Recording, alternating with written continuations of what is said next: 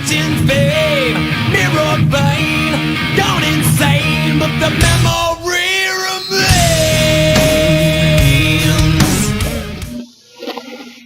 Hello and welcome to part 14 of the letter. Last we left off, I really didn't feel like recording and ended up just kind of dropping at like the hour 20 mark. So, didn't get all too far. Got an achievement called Slutty Hannah, which I thought was fucking hilarious, but that's about the only thing that really happened. But anyway, I gotta knock this out in the next few days before Devil May Cry comes out.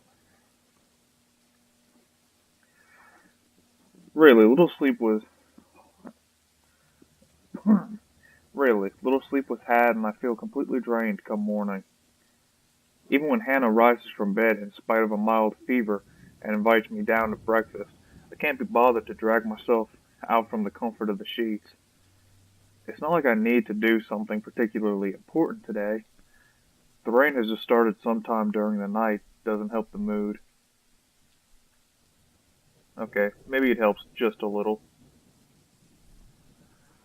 The strange sunny weather has been nice and all, but for it to return as it should be feels like a good sign of things to come. Perhaps things will settle back to normal and the crazy drama that has gone on lately will die down. The rhythmic The rhythmic pitter-patter of the rain fills the entire morning silence with a steady beat. Thank goodness I don't have anywhere to be today.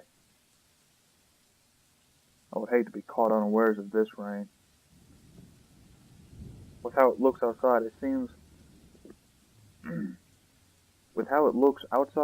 seems that the weather is making up for all the sunny days it has given us with a good old-fashioned downpour. It does let up within a quarter of the hour, however. A day beginning with a cloudburst like this, locals usually take it as an immediate sign. Luxborn's abysmal weather is back, likely for good.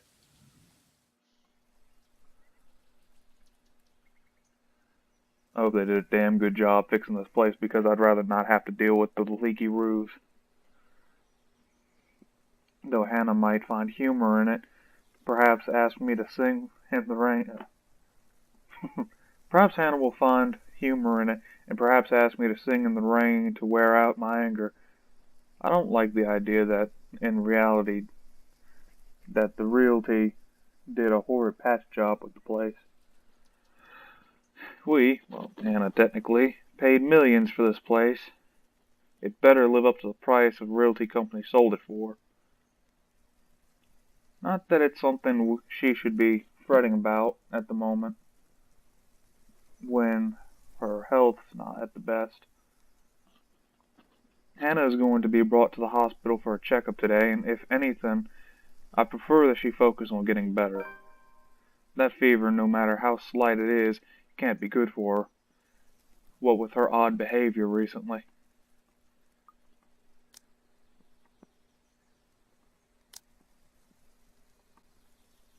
Alright.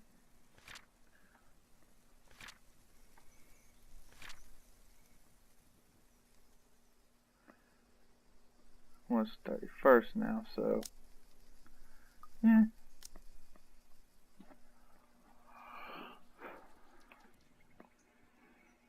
You'd think she hit her head hard against something while I wasn't looking. Perhaps a proper rest is all she needs, but I'd rather not assume things. I'm a businessman, not a doctor. Wonder of wonders why I even bothered agreeing to babysitting duty at wonders of wonders why I even bothered agreeing to babysitting duty at that. But here I am, scheduled as today's babysitter for Suarez's brat, once her father drops her off at the mansion steps. Though that is a worry for much, much later. If I wish to, I can ask that nobody bother me while I doze off in a cocoon of comforters. But, as always, somebody has to be a buzzkill. Are you really going to stay in bed all day? Well, I mean, he paid for the house, so if I paid for a damn house like that, you damn right I'm gonna fucking stay in bed. If I want to stay in bed, I'm gonna stay in bed. What do you want? And honestly, that's the only thing me and Lou agree on. If I'm gonna stay in bed, I'm gonna stay in bed. It's far too early to deal with your nosiness. You must have been really rattled by what happened yesterday. If you need to talk about it, I am quite qualified in that regard.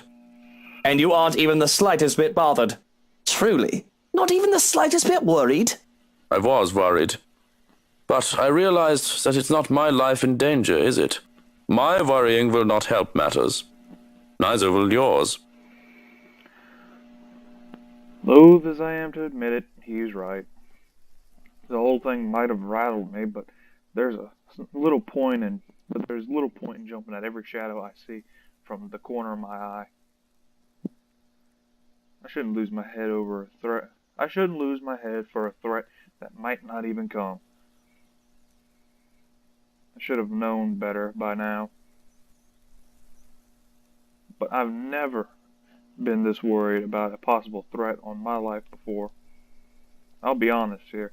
If anyone is in danger, it's Hannah. I can take care of myself just fine. With security tightened, I'll have at least one guard, if not 5, making sure nobody gets within 10 feet of me without my say-so.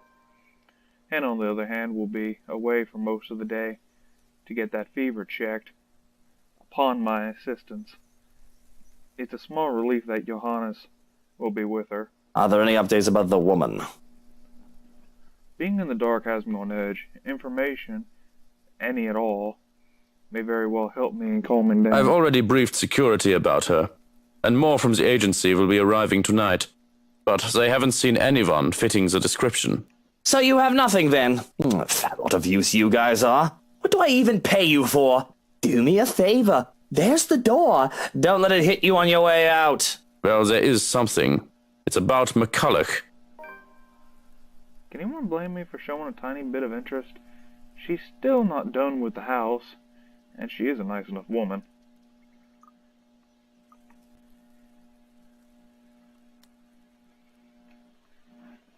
Shit, mouse. If I try to use the damn touchpad, I'm not going to get anywhere. Alright, so what's going on with McCullough? Plans to go back to sleep are gone. I called her secretary about taking the day off. He hasn't heard from her over the weekend. She's probably passed out after enjoying a pint or 2 or 10 in a bar somewhere. She's an adult. It was the weekend. She's allowed to disappear and not think about work. Fuck. I wish I was passed out after a night of drinking. He does know that mobiles are a thing. That's all well and good, but she's not answering her mobile either. Mr. Parker will be filling a missing persons case with the police if she doesn't turn up today. Certainly someone must know where she is. Tabs are kept without fail on people who come to work with me. Background checks and consistent surveillance until they finish their contract with the rights. Some would say that it's a bit over the top. Really? But I can't be too safe. Too many want me dead. What about one of ours? Has anyone seen her? She's pretty hard to miss with how tall the woman is. The last anyone has seen of her was here, the morning of the party, your housewarming party. That isn't good news. It wouldn't do for the police to hear of this and to suspect. It's of little importance. I can easily prove my innocence. It's all a matter of principle. Because even if the accusation of misdemeanor should not stain my reputation, although maybe it is a bit too late to hope for a squeaky clean one. Besides, it'll be such a hassle to have the police poking around the house looking for a body that doesn't exist. Now, if we're done here, I'd like to go back to sleep and... You will?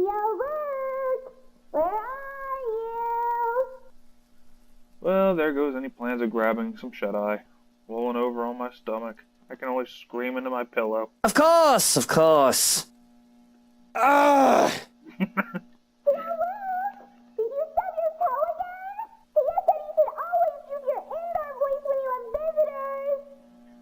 Johans, distract her. Oh, look, it's time for me to go. Man, even he doesn't want any part of that. Have fun with your little play date. So long, farewell, and auf Wiedersehen. Goodbye. No, Johans, don't you turn away from me. Keep her busy for an hour. Come on!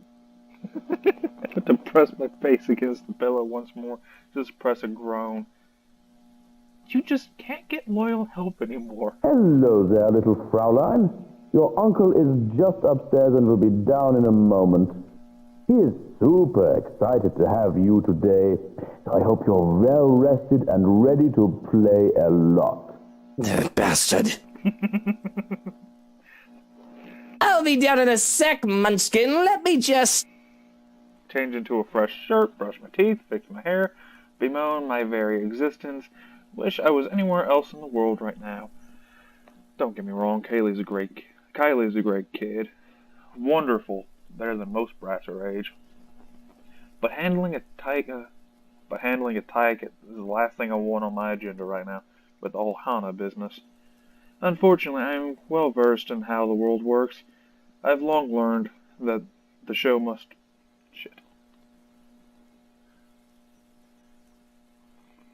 The show must go on no matter what hurdles come in my way.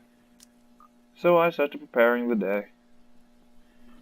Running a comb through my hair is just divine and simply makes me feel more human.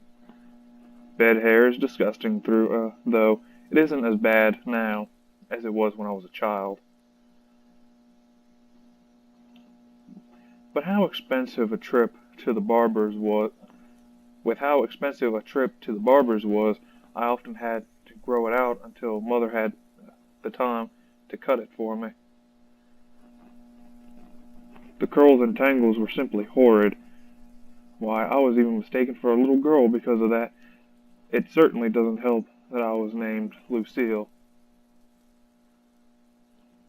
A freshly pressed shirt is enough to chase away the last signs of sleepiness.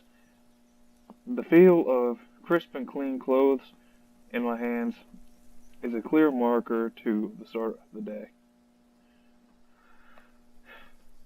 Smoothing down my suit and my hair with a sigh, I steel myself for the horrors that come with taking care of a child. Good morning to you, Luke. Speak of the devil, and she shall appear. Bright-eyed and bushy-tailed, Kylie grins at me as soon as I open the bedroom door. She swings the backpack she's clutching, hitting my leg as a show of impatience, and looking entirely unapologetic for it. Did you just wake up? Don't tell me you forgot. It's our playdate today. I doubt I'd forget. Kylie's visits are a frequent enough thing that they found a way into my schedule. They're supposed to be visits from to her godmother, but we can't pick who a child gets along with. So long as I'm not busy, her father can drop her off for the day, which is all well and good for me if it makes Suarez focus on work I've given him. Besides, she's a bright child. Tolerable. Kid's got a good head on her shoulders and can get pretty mature for her age at times. Of course, they have to thank me for that. Her parents can take partial credit, but Hannah and I have been there for this kid since she was just a small babe. Why, I can still remember the first time I saw her. It was during her baptism. The only reason I was there was to accompany Hannah, who had been named godmother. She was such a tiny thing, not even a year old, and swaddled in her mother's arms of white cloth. It was the first time I really saw an infant up close enough to hold one at least. It'd have been terrifying to be given such a little child to carry around after the whole water ceremony. I've never done so before that. To hold a tiny life in my arms. I could have just dropped her on her head with a little tyke before. What? I could have dropped her on her head, and this little tyke before me would have stopped existing then and there. That's a bit of a dark thought. But the child just smiled at me, babbling nonsensical words as children do, and clinging to me, even as I tried to hand her off to Hannah. She had thought it was hilarious and adorable. My suit had been a mess, and I was nearly an anxious wreck by the time I handed her back to her mother. Yet it was pleasant. Of course I didn't, you little rugrat. I just had to take care of something before you arrived. Really? Well, I guess that's fine. As long as it's only for work like last time. Really? Now why don't we go back down and have breakfast in the parlor? I already ate at home. Papa made one of his tortillas de patatas. He wouldn't let me leave until I finished every bite.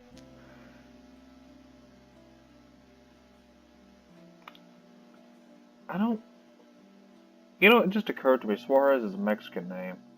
Or a Spanish name, really, so... Spaniards. Cool. No, he's... the Suarez, infamous tortilla de patatas. Those things are a hazard. As most Spanish or Mexican food is. As much as I love Spanish food and Mexican, all that stuff is very bad for you. My computer. You could probably use one to bludgeon someone into submission with how huge they are. It's a miracle Kylie can still be so energetic. I had trouble staying awake the first time I had one. Speaking of staying awake... Well, I need some coffee in me at the very least. But if you'd like, you can jump straight to dessert. Yes! Dessert, please! It's easy enough to manage Kylie with the promise of sweets, thankfully. The hard part is managing her before she gets the sweets, because I nearly have a heart attack when the kid races down the stairs. Just the thought of her slipping and breaking her neck is enough to make me rush down after her. Slow down! The food isn't going anywhere. The food is going somewhere. In my tummy. Jesus fucking Christ. Children. With a shake of my head, I usher Kylie toward the parlor and order a maid to bring food for us. Whatever breakfast there is, along with a cup of coffee for me, and ice cream for Kylie. But I can't leave the kid alone for too long, unless I want her to turn the other room into a slaughter ground. True to my expectations, I've only left Kylie alone for a few minutes, but she's already made herself comfortable. The stuff from her backpack had been left scattered across the room, from coloring books to crayons to toys. That doll is fucking creepy. She's well equipped to amuse herself with no trouble, though I can certainly breathe a little easier if she won't be bringing her doll along every time she visits. Marcia, or Cisa, is a creepy little fucker. I know it says bugger, but I'm going to say fucker, because that's kind of what my thought is too. Seriously, that looks fucking weird. It doesn't help when Kylie left her during one.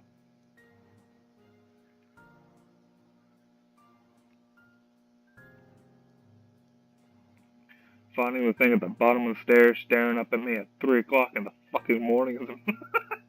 Oh my god, that's actually something that kind of happened to me before. I walked into the damn living room when the kids had left out one of the baby dolls that has that fucking motion thing. And what it does is, like, when you move, it speaks. I walked into the living room. It was sometime like 3 o'clock in the fucking morning, and I heard that. I never ran from one end of a goddamn house to the other as fast as I did. Keep in mind, I was about fucking 13, scared the shit out of me. Like, immediately just fight or flight, and I chose fuck off. I chose to fuck right on off. Funny as hell, thinking back, but scared the shit out of me.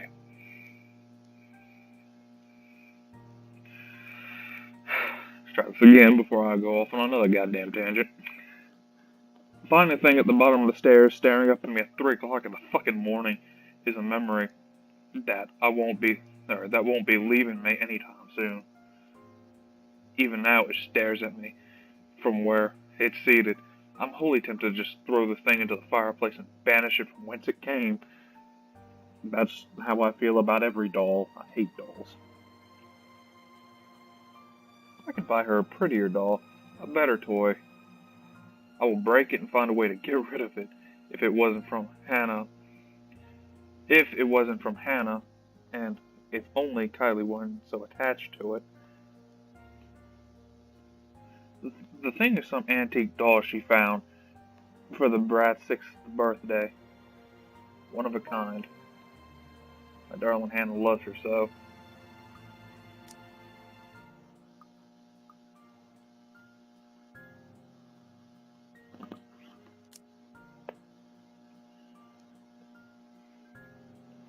And Kylie does try to be good. Be a good goddaughter, but she just can't help her. But she can't keep her interest long with the wife. It's not something that Hannah does wrong on her part. She does try so very, very hard. It's just that she doesn't quite know how to really handle children. She'd never been around other children when she was younger, surrounded by protective adults who catered to her every whim and worried for her safety every minute. When she wasn't able to keep up with Kylie, her first instinct is to be strict. Impose rules on the child, treat her as if she is made of spun glass, like every movement might break her. I at least have some idea from being around street kids. I know the games they've played and how they think. I know that scraps and skinned knees are all part of childhood. Even with how I grew up, I had time to be a child and not some sheltered heiress. With Kylie, as behaved as she can be, with her toys and her books and arts, she has to use up all of her energy somehow. Turn around the playground and make a mess in the mud, or to even just fake wrestle for a short while. Let her be a child when she wants, I'll say. If it becomes too much, just bribe her with sweets, or ship her back to her papa. Problem solved. Unfortunately, Hannah isn't quite up to those sorts of things sometimes, or some of the time. Thinking it'll spoil the child, it turns the whole playdate awkward every time. Taking the last seat left, I plucked one of her coloring books from the table to see it filled with dinosaurs. Not exactly what I expected from a little girl, but it doesn't hurt anyone. If she wants to play with dolls and cars, or dolls with their cars, what do I care? She once put dolls Tudis on model cars. What? I don't think you could do that. I mean, fuck it, whatever. Oh, this is a new one. The last one you had was filled with horses, wasn't it? Those were ponies, Tio. They're much cuter than horses. But we went to a dinosaur zoo, and it was awesome!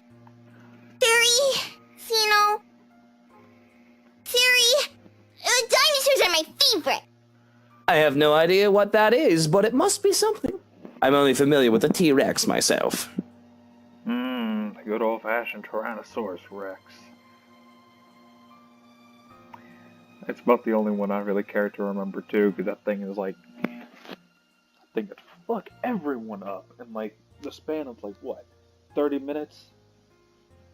It's like put them in a big ass room with some people. See how well that goes. Yeah, they found. Oops, what'd I do? Oh God. Okay, I accidentally hit the skip button. Yeah, they found fossils of its claws. They're really long. They think the whole theory might be a bazillion meters tall, even bigger than a T-Rex. Cisa says it'll be big enough to eat all my classmates. That is a face I never want to see on a child again. She only laughs as I scrunch my nose and grimace. Takako says you're making a really funny face. Taka who? Takako, a friend I made. I have to stop and look around, expecting one of the help to be there.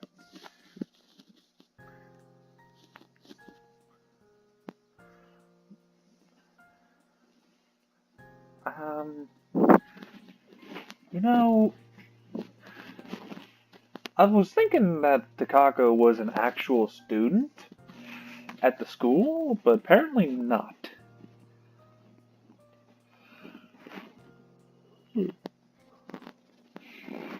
The child does have a way of befriending just about anyone, as long as she puts her mind to it. Yet the two of us are completely alone. Thankfully, she only finds my disturbed look as another funny grown-up expression.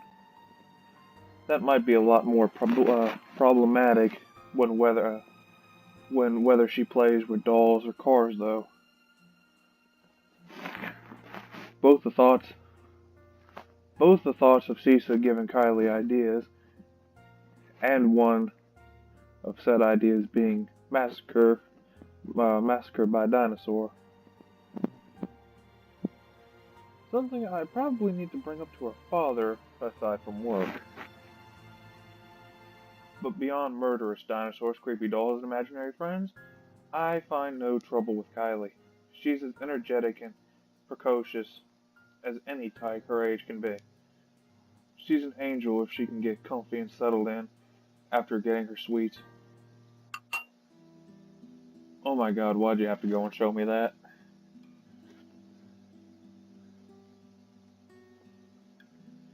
That's just making me fucking hungry. We tucked into our waffles as soon as the food is brought to us. Our waffle because she wanted her own plate to go with the ice cream as soon as she saw mine. A fresh plate of berries is brought in as well, which really goes great with the rest of the feast, as Kylie puts it.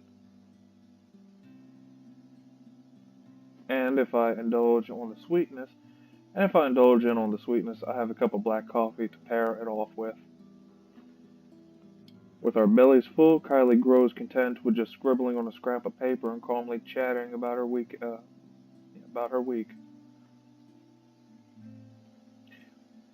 She talks about her older brother Rowan and their parents, how they plan to go to the Bloxland in Berkshire for the winter holidays. She talks of Miss Pink, and I have to ship my leg to become more comfortable once more. The memory of my initial meeting with her still fresh in my mind. She talks of a sad man in the park and of her new friend who likes to play hide and seek with her when she's not sniffling in the loo. Then finally she finds something new to work about. When finally she finds nothing new to talk about, she goes back to her drawings. That'll change as soon as her stomach settles, of course. A calm before the storm. Because behaved as she is right now, I can feel the curiosity just radiating off her. There's a restlessness buzzing under her skin and a question. on the tip of her tongue as they often are with children her age. But for now, I can take this I can take this peace with no complaint for however long it stays. I have fun with the crayons as well, at the child's insistence, even if I can't really draw. But Kylie using the black crayon, that leaves me with the blue one, I absentmindedly start to draw a puppy, to the best of my abilities. It's as I attempt to give the doodle dog another eye that Kylie breaks her silence. Tio? Where did Tia go? I saw them leave when I got here. Tia didn't look so good. I've been expecting a lot of different questions. The kid always has a bunch of them ready for me, but I can only sigh when she poses this particular one. She's just going to the doctor's for a checkup. And as kids go, there are follow-up questions. And you didn't go with her? Well, you were going to be here, sweetie, so I had to stay behind. So she's all alone? At the hospital? Oh, no, of course not. Tia has Johans and her maid and a guard. She's got plenty of company. Yeah, but you're not with her. If I didn't know any better, I'd say the kid is trying to make me feel guilty. I want to say that the little tyke is evil for making me feel so. But I understand. When I get sick, Papa and Mama have to leave me with their maids, too. Well, they don't take care of you. That doesn't sound right. Even my mom took care of me when I was sick as a child. Well, they're always busy with work. Oh, I see. I guess that's no good. I know she doesn't mean to accuse me of anything, but as her father's boss, maybe I do overwork Suarez a bit. There's a lot of responsibilities that only he is capable of carrying out. Delegation is a thing, sure, but when said responsibilities are legally questionable at best, putting others to the task isn't always an option. But Maybe your papa is in need of some vacation time. He deserves it, doesn't he? He's a hard worker. I could arrange something for the holidays. I could cut him some slack. Some of his assignments can wait. I can't do much for her mom, but she isn't one of my employees. But this would have to suffice. It'll be worth it if it makes the little girl happy. Because just like that, the somber look on her face turns to one of pure joy. Okay. Seriously, I'm getting mixed feelings about Luke. On one hand, he's an asshole. On the other hand, he's an actual decent fucking human being. Seriously, make up your mind. Are you gonna be an asshole that I'm gonna hate and just let the fucking grudge bitch kill? Or are you gonna be the fucking awesomest character ever? Aside from Ashton, because Ashton's still my favorite, but yeah. It's like, pick a fucking lane and stay in it, man.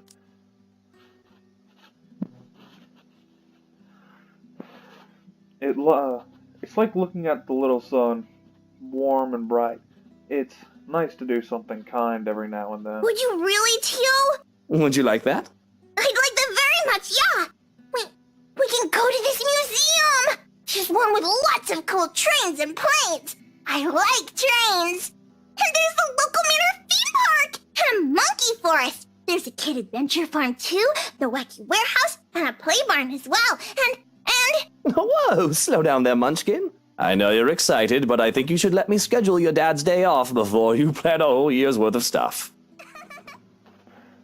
There's an embarrassed giggle, but she does reel herself in, enough to calm down, which is a feat in and of itself.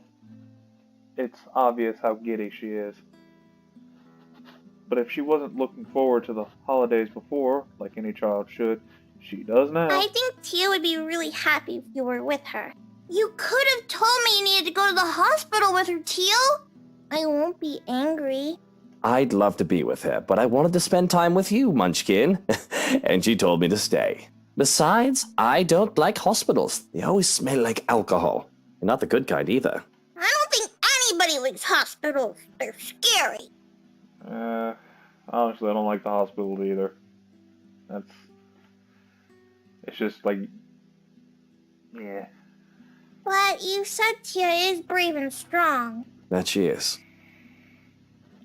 A content silence comes over us as soon as we go back to scribbling. Though I stop when I'm done with my little blue dog, cringing at how awful it looks. Kylie reprimands me for that because I should be like her. Little Tyke goes through several sheets of paper, one drawing after the other. Practicing, she says, because practice makes perfect. Not to mention there's a drawing contest coming up. And damn it. My finger needs to get off the fucking space bar. Seriously. Not to mention there's a drawing contest coming up in class, and she just has to beat Tim from Class D, who says girls can't be superheroes. Clay gets a turn too, when she starts sculpting food and pretending we're Michelin chefs. When we're too tired from tossing pizza and making cakes, there's no trouble in finding another activity more relaxing for the both of us. I find myself invested in reading The Picture of Dorian Gray once more. Often I lose myself in the pages of the book. However, it is rather difficult to do so when I'm also trying to keep an eye and an ear out for Kylie. I've been reading the same paragraph over and over again, even. Inexplicably, I can feel my skin crawling when the girl sits with Marcia by the parlor's fireplace, humming and singing, "Please, God, don't let that fucking doll come to life or do some creepy shit. I can handle a lot of bullshit, but I cannot handle dolls."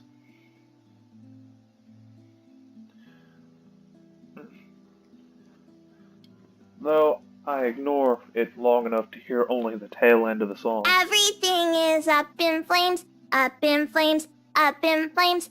Everything is up in flames, my fair lady. That seems to be a running thing with this visual novel. London Bridge is falling down.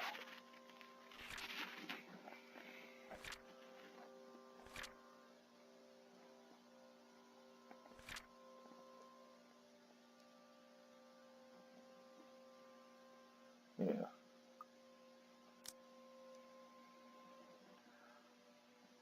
I don't think I can spend any more time with Kylie considering how high-strung I feel. So it's a good thing that Suarez came for her as soon as I've called. Though it is earlier than the agreed upon time, he voices no complaint. Bastard even has a look of relief as soon as they left. Or at least I interpreted it as such, from where I stood by one of the windows, not bothering to step out to greet the man. No doubt he still doesn't trust me around his spawn. Well, he has every right to be suspicious of me. I am a dangerous man after all. But, to my chagrin, that leaves me with the rest of the day with nothing to do. Well, aside from picking up the mess Kylie left scattered around the parlor. To my immense relief, she remembered to take her doll home with her this time. Thank God, because that's the last thing I want to deal with whenever November 1st comes along. Like I said, I can handle a lot of bullshit, but I cannot handle dolls. I fucking hate them things. Just creepy sons of bitches. Not as bad as spiders, but still creepy. Okay, what's up with my... No, that's what it is. I was wondering why I couldn't get the computer to get up in my damn lap. Cord's all tangled up. Out of here.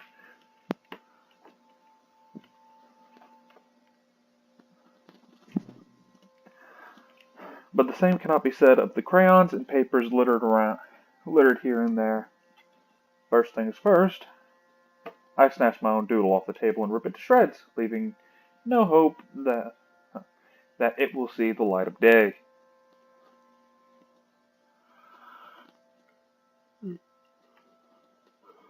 The rest of the drawings, all Kaylee's, remain unharmed as I collect the lot, though they have been stacked neatly on the table before.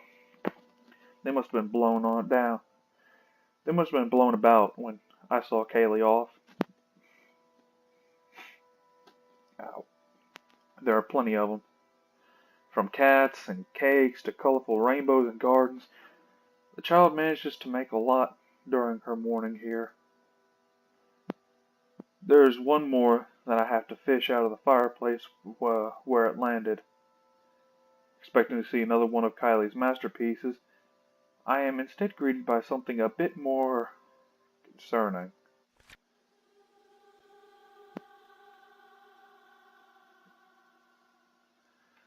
Okay, yeah, that's about what I expected.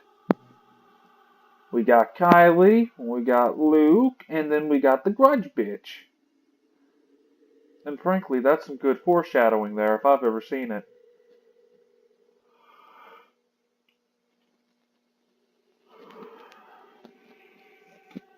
There's me, and there's Kylie, the two of us side by side, and smiling as our stick figures ourselves stand in a nondescript field. Or nondescript field, I just realized what I said. That much I can ascertain without looking at the labels below the doodle's feet. But the third figure standing next to me in the drawing, a woman with her face hidden behind a curtain of black. Takako, the writing under her supplies. Takako says you're making a really funny face. One big happy family. Yeah, fuck that. Taka who? Takako, a friend I made. Nope, there's the back mask. The hair on the back of my neck stands on end as I feel a chill go down my spine. A breath that isn't mine. That has me turning around, hoping to see anyone, but nothing. And that's when I hear it. Laughter. Sweet and merry laughter ringing from my ballroom. Thinking about it has my cheeks burning and my blood running hot. It's as if being mocked. As I stomp toward the door, I have to stop myself from shouting up a storm. I expect to see some help dallying about, idle from their duties. Perhaps they thought they could slack off in their duties without the head butler around, and my occupation with Kylie. Well, they got another thing coming. But again, nothing. Nothing from what I can see with a cursory glance.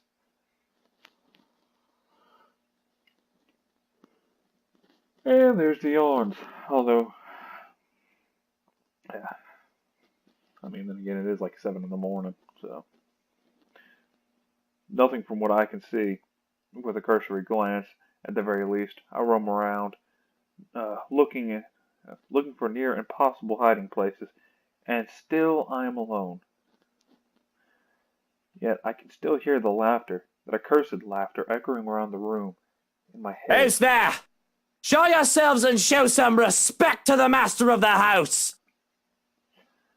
Cold uneasiness settles into my stomach when no one answers.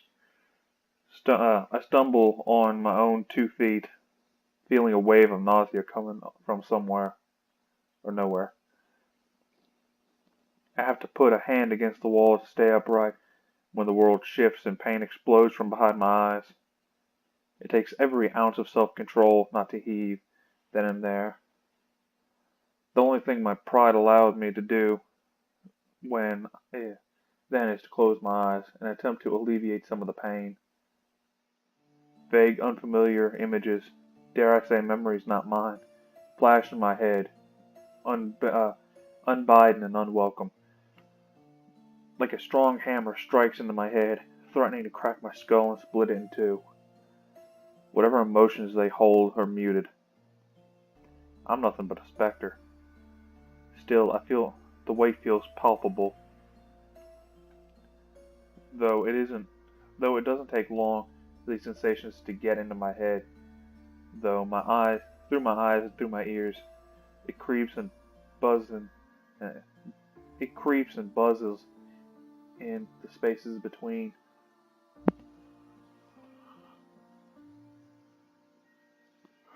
One after the other they come at me, an unending flood that threatens to sweep me away from what feels like an eternity. Each one show both joy and suffering for those who have called this mansion their home. Each new scene is like a hammer to the head, threatening to crack my skull and split it in two.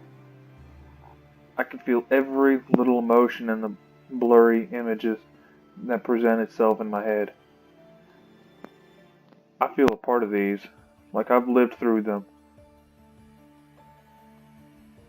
I just realized the music is something that we've never heard before. Though I know that it's not possible. All their anger burns through me. That much is evident, but the pain more so. And above it all are the whispers.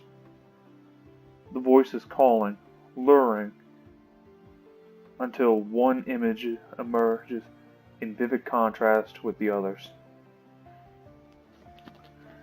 When there's a shout of joy, my eyes snap open, looking for a culprit. And that's when the whole room just changes. Everything is the same, yet everything isn't. Achievement in living memory. There are people everywhere, laughing and dancing. I should be concerned about them, but my mind finds it easy to dismiss them as they fade in and out of nothingness. Instead, I find my concentration drawn to a man and a woman, though one can only call them the Lord and Lady, going by their clothes. And oh, just see how happy the couple looks. Though the man's eyes are eerily blank, like he's not there, like he's not all there.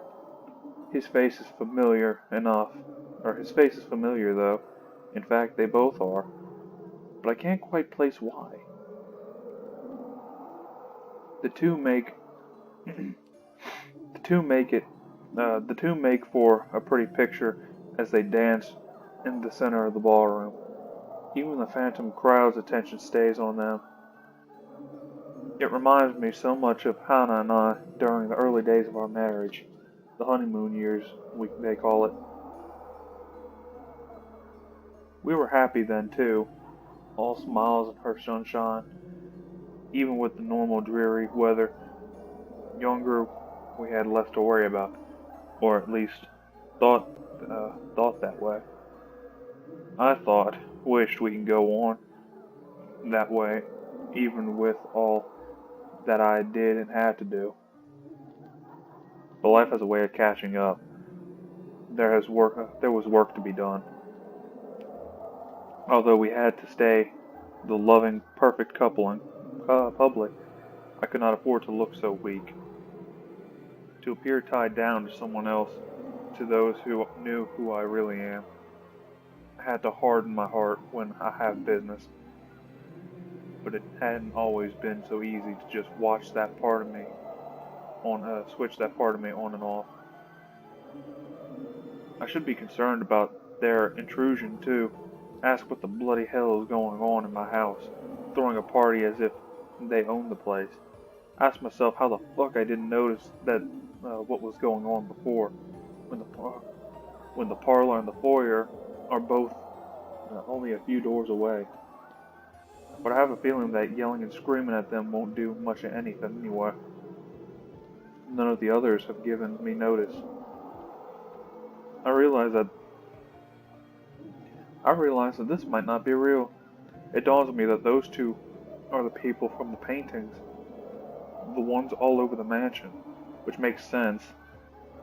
I don't think I'm imaginative enough to make all this up on my own. This must be a dream, or a really horrible high.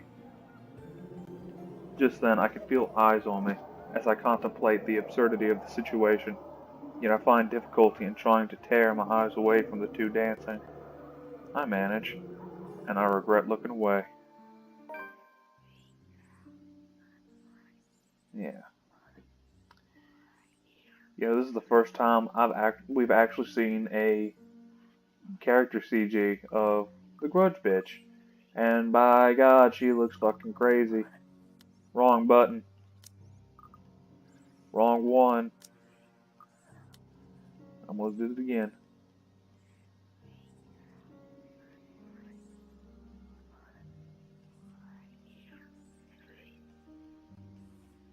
Yeah.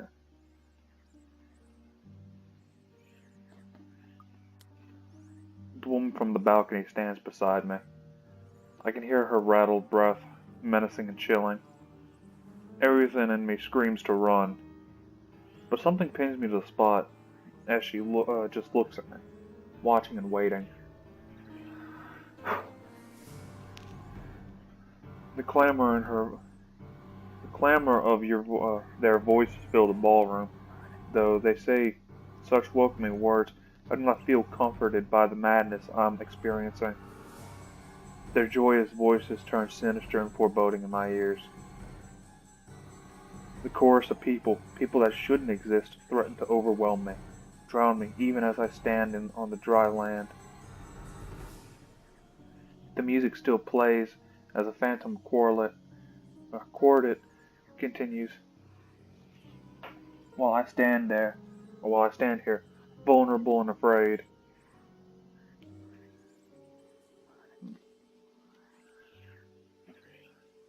But the dance has already ended, and I'm afraid that I might just be tonight's entertainment. Attention is all well and good until bollocks like this go all down.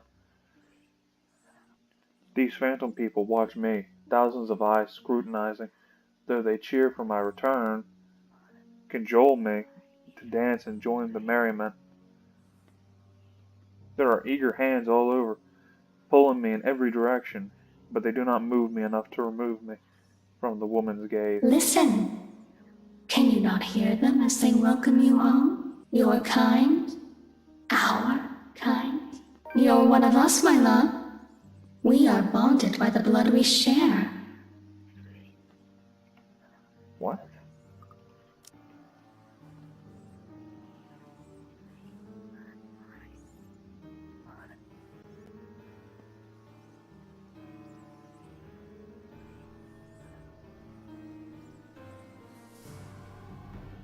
I'm seriously sitting here trying to put the pieces together.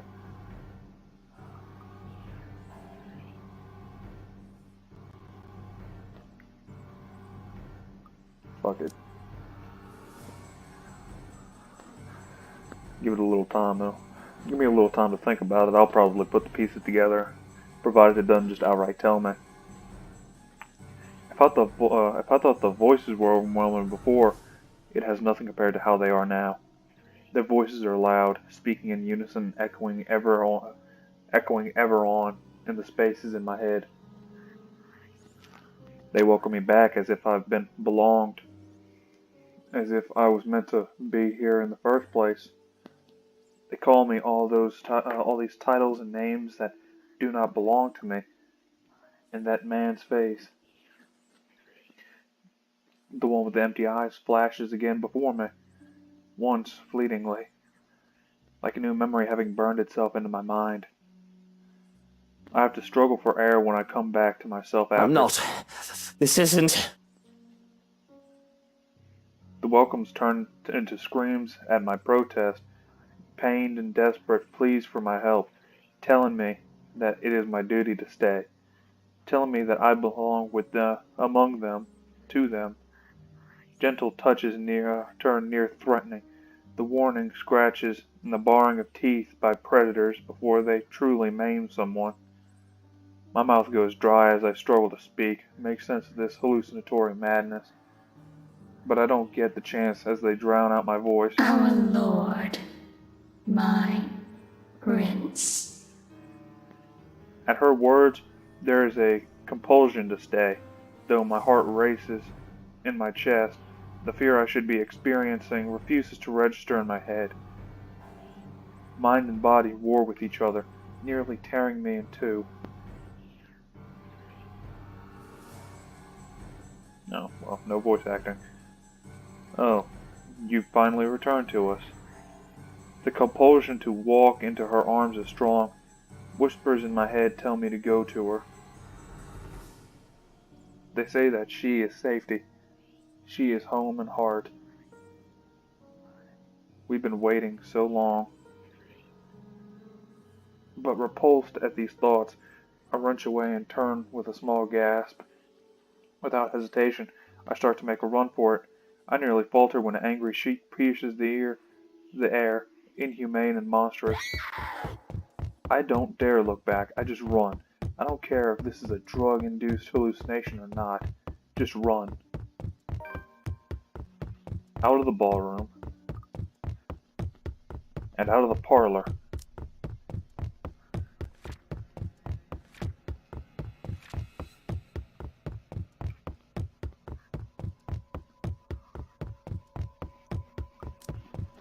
And only when I bothered to look back, hoping and praying to the God I scorn, that it did not pursue me. I would have run all the way out of the mansion too, if only someone didn't get in my way. I collide with a body much larger than mine and fall back on the ground, head spinning as I look up at the stained glass. Turn my head to the side, replaced with a colorful sight of a pair of skinny shiny black shoes. Fatigue fills every inch of my being, making me refuse to get up.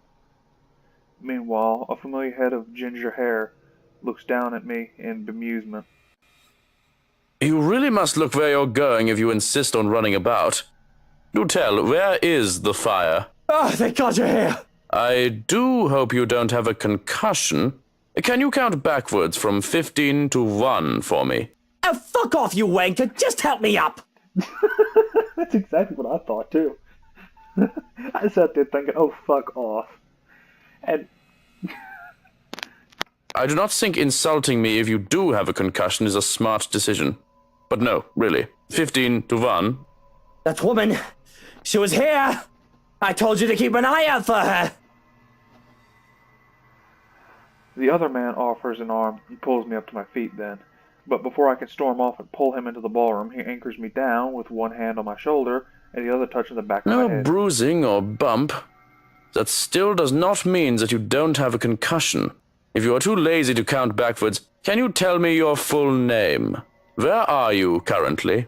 We don't have Lucille Mitchell Wright, and this is the Ermengarde bloody fucking foyer. But we don't have time for this.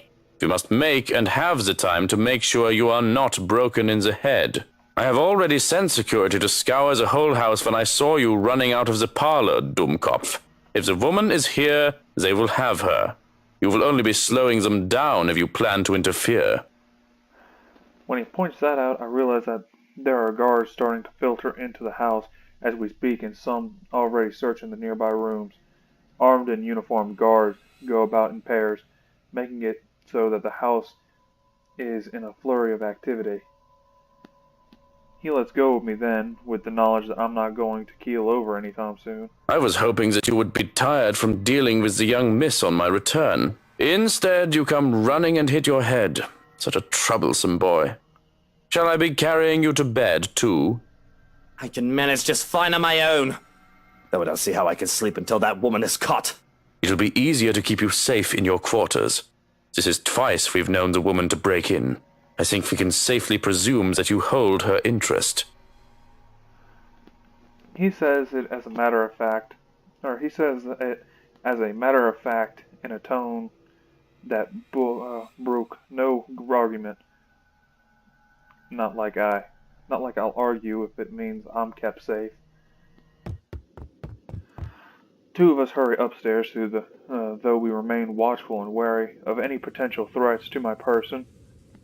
We make it to the master bedroom without any trouble, though the two of the security are left outside the door. No problems at all. Not until we get inside. Johannes's eyes scan the room wildly, a look of dread on his usually stoic face. And I don't understand for a moment. Looking through the bedroom, it's empty. But then Where's I realize... Hana? She came home with you from the hospital, didn't she? She's supposed to be here. I sent one of the maids to accompany her here, to let her rest. I feel the color drain from my face when he raises a hand to stop me from charging out here. Stay. I'm not staying in here while Hana stays out there. One of the guards will find her and bring her here. And what if they don't? What if that woman gets to her first? What if she already has her? That's not possible. You can't promise that. There's no second thoughts as I reach under the side of my bed and pull out one of my knives. That's a kitchen knife. What do you... I wish I knew how to turn my damn webcam on. I just fucking... That's not a knife. Fucking Crocodile Dundee. This is a knife. No, seriously, I got a fucking K-bar sitting on my nightstand. Yeah. Oops.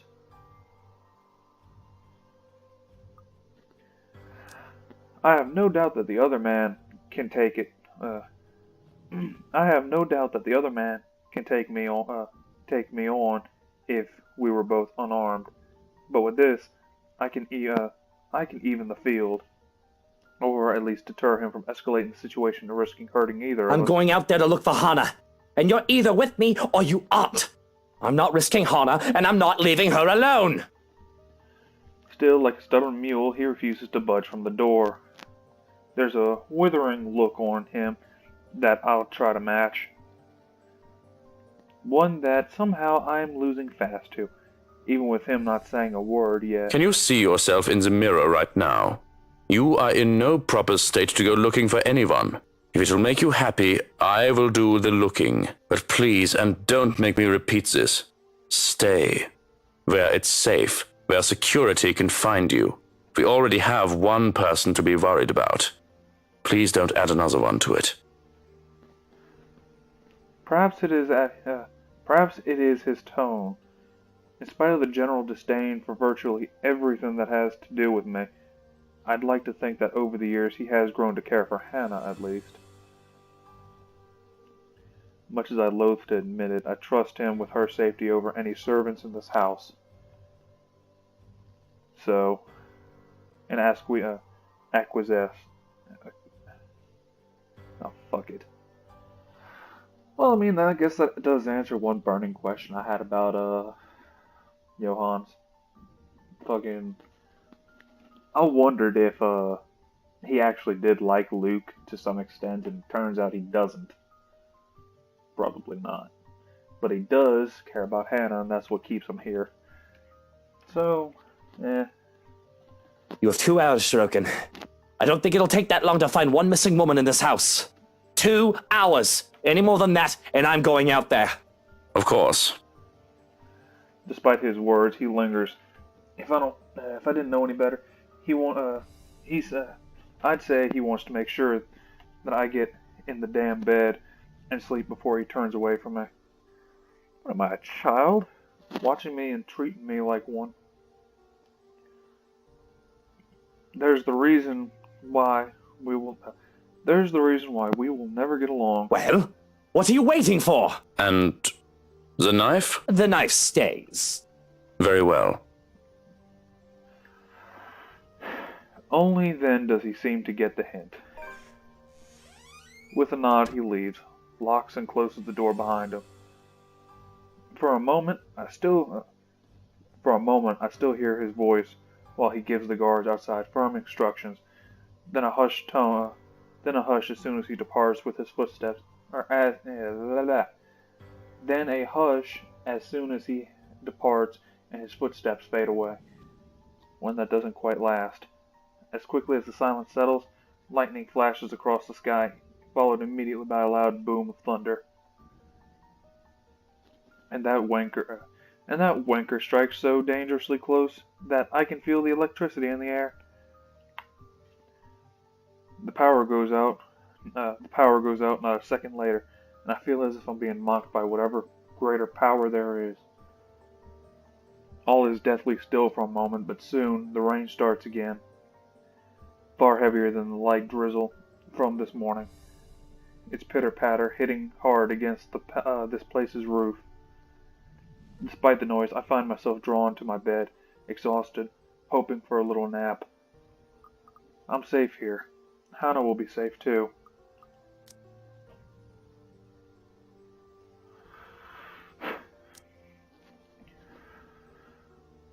Shroken will find her, and when I wake, she'll be here. It does not take long. Once my head hits the pillow, in a matter of minutes, darkness claims me, bringing with it laughters and whisper of twisted love from a long time ago. Who are you? Stay away!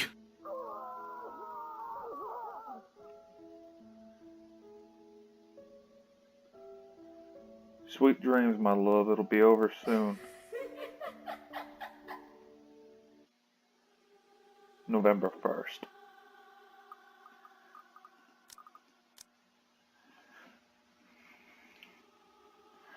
Alright, here we go. So it's November 1st. Well, we already know that Jack and shit happened on November 1st so far. Yeah.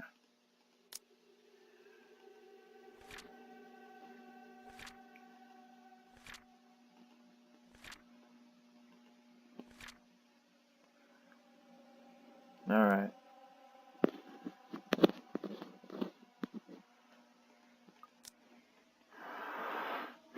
Yet, in spite of the unfamiliar voices and the unwanted touches from shadows lurking in the darkness, rousing is a slow, arduous process. Difficult, every limb heavy with lead, no matter my aversion for the words they murmur in my ears, or the sight of her horrid smile from afar. My body refuses to yield. I am at their mercy, beyond fathomable fathomable. There we go, English, motherfucker. I speak it, I promise. Beyond fathomable reason, my consciousness refuses to pull. My consciousness refuses to pull. Refuses the pull of the waking world, choosing to linger in the pits of a dream, gradually drawing me deeper into unknown depths. Somehow, even if it might mean I may never open my eyes, I allow them. You do not belong there, my prince.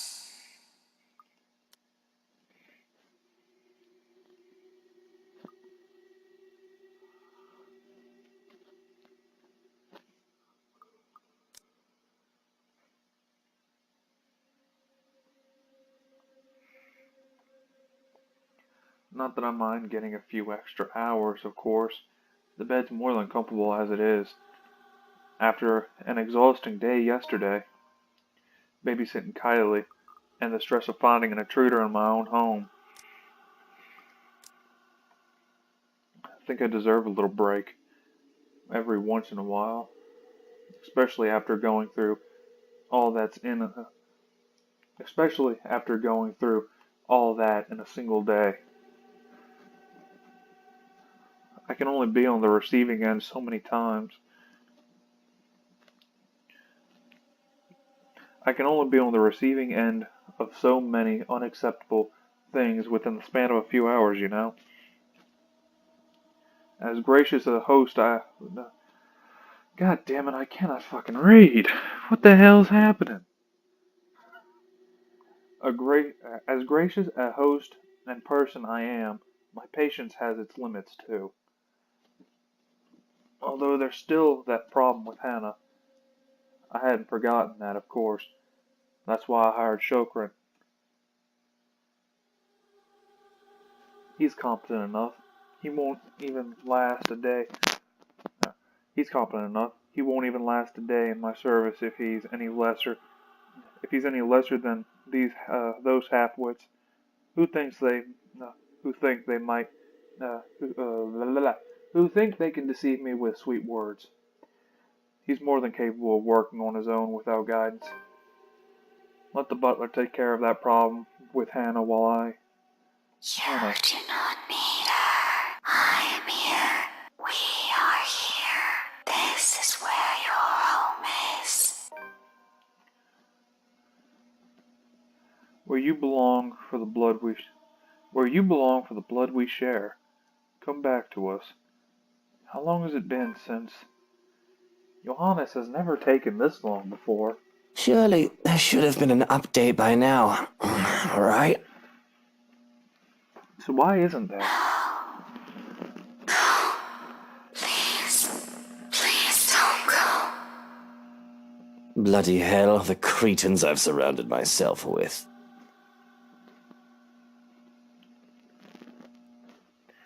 And isn't that enough reason to force myself out of bed? As it's always been the case.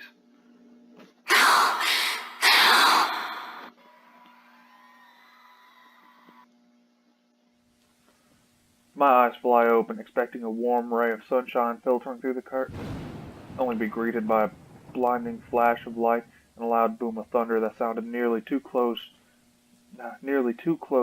to my ears. Strong gusts of wind will occasionally burst in from the open balcony door, bringing in drizzles of cold rain into the room.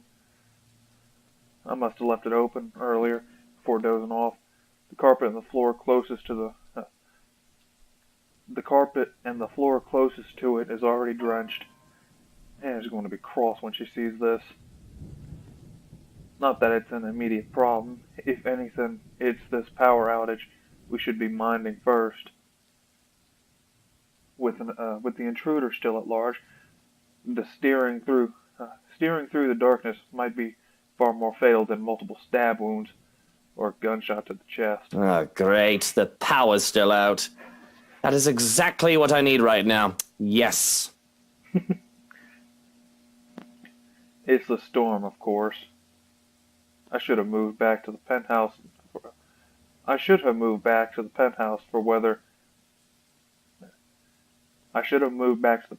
to weather it in as much more comfortable setting. Already, I can hear the creak and groans of the old place as rain beats against the windows. Johans! Has someone been sent to check the circuit breaker yet? No Johans? Silence. Shrokin!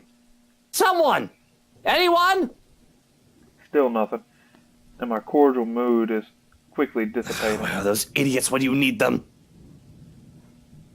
It's really a wonder why he hasn't fixed this yet. Was I really out that long? Can't be. It's only been a few hours after midnight, if the time on my wristwatch is anything to go by. Unless I've forgotten to change it again after the last overseas trip a month ago. Though the delay is understandable, if he went looking for Hannah as he promised.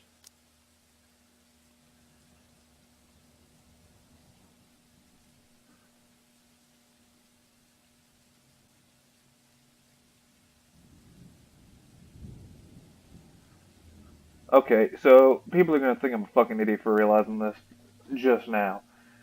I just realized that the butterfly there is meant to signify a fucking butterfly effect.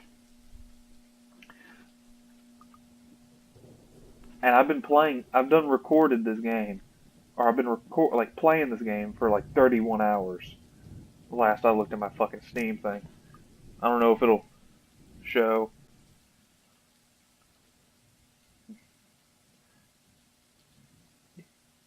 Yeah, 32 hours in total.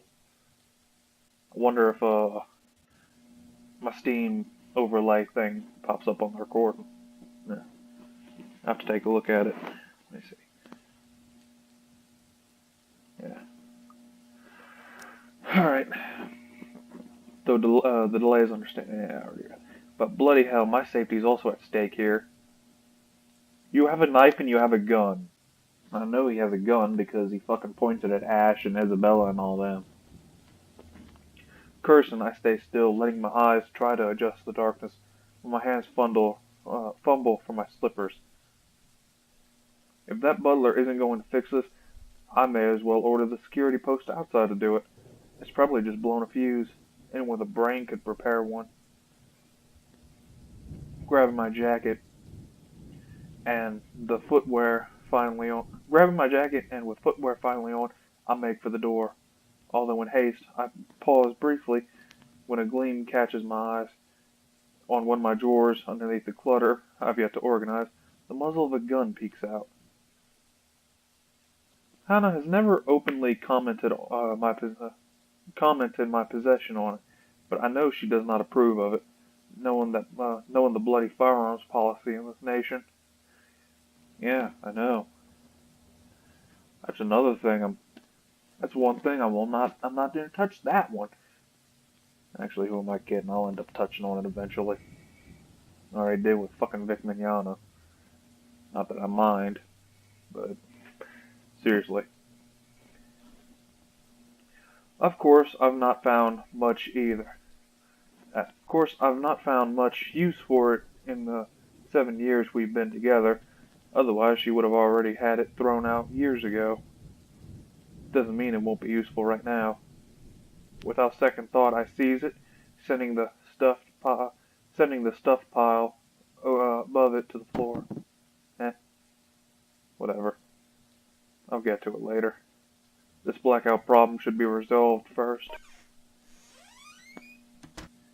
Right next to my missing security detail, as it turns Where out. the fuck did everyone go? Yeah, that's the proper response for this. There were two, weren't there? Shirokin and two blokes posted to stand guard for the night. I might be panicking for a bit earlier, but I'm quite sure I haven't gotten delusional yet. What, did both of them decide to take a break because they think their master's already sound asleep and won't be looking for Damn them? nitwits! I know assassinations happen very rarely these days, and even less in a peaceful city like Luxborn, but bollocks. There's been a woman going in and out of this place uninvited, who may or may not want to put a knife in my back. Isn't that enough reason to stay on alert? I'm fairly certain Shirokin won't just enlist their help just for this power outage, only to leave me unprotected. I have a difficult friendship, so to speak. Or we have a difficult friendship, so to speak, but I doubt the man is an opportunist. I'm holding the lives of his family in my hands, after all. He knows what I'm capable of doing. He's not stupid enough to do anything that'll endanger them and save only himself. So where then?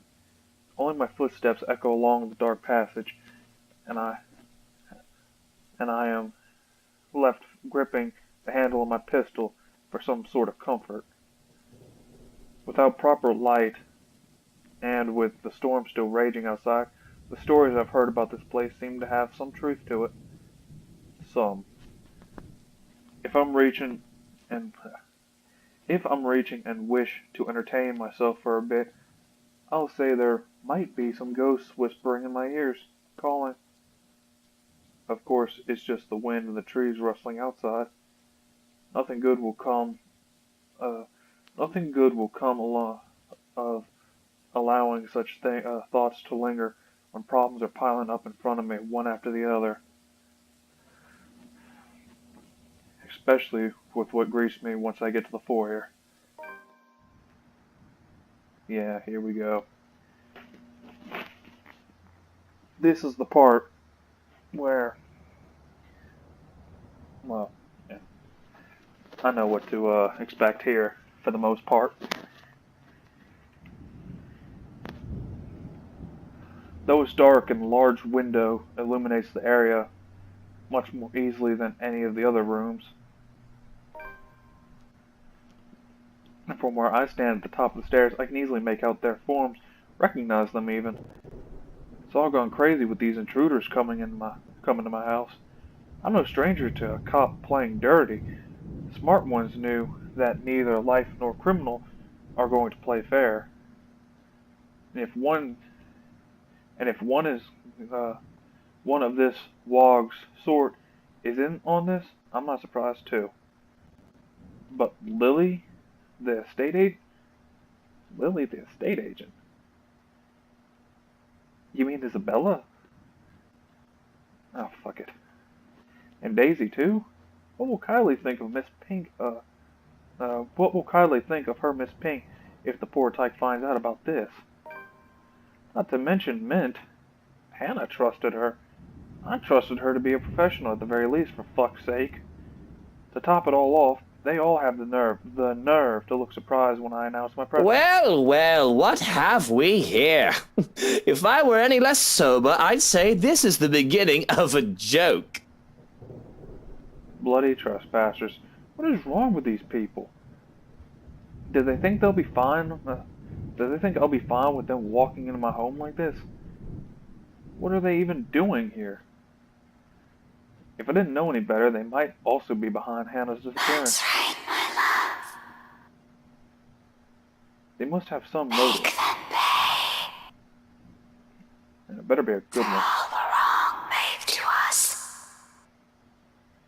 Or a bullet to the head is the least all of them will deserve. No. No. No, I don't think a mass execution would help you in this situation.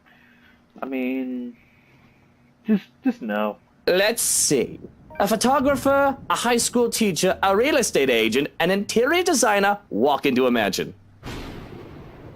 Thunder cracks once again, cutting me off.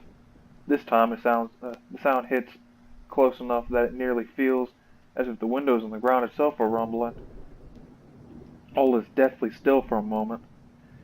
I don't let it stop me, however, as I slowly make my way toward them, taking one careful step at a time, relishing the experience of fear in their eyes. I suppose there's something ominous in this setting, with the heavy rain outside and the lack of light here. I kind of like it, to be honest. Add something to the atmosphere. I suppose I must look like the villain now. But short of me getting close to them, the noise from noise to my left distracts me, briefly halting my movements, while curiosity takes over every murmur in my head. It's a good thing, perhaps, that I did, because as soon as I look up, I see him. Another trespasser. Great. Just as he's about to jump down from the furniture that has somehow ended up piled and blocking the door to the parlor, what happened here? And did he think that'd be alright to do to other people's house? Wow. Teach him, my lord. Put him in his place. My hand is already moving before my rationale can stop me. Finger firm on the gun when I finally realize the safety from it has taken aim. What? Finger firm on the gun when I finally realize the safety from it. Release the safety from it and take aim. Not at him, but at his friends. They are his, aren't they? Why else are they? Why else would they be here together?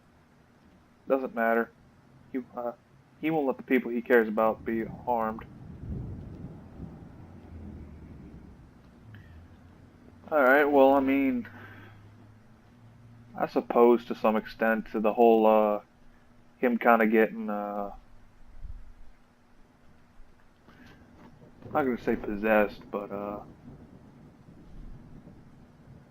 it's kind of like it's hypnotizing him, ain't it?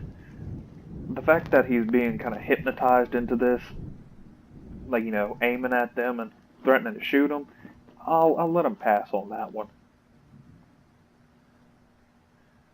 My finger on the trigger more than itching to shoot, but I hold back. Sure, I could have simply taken aim at him.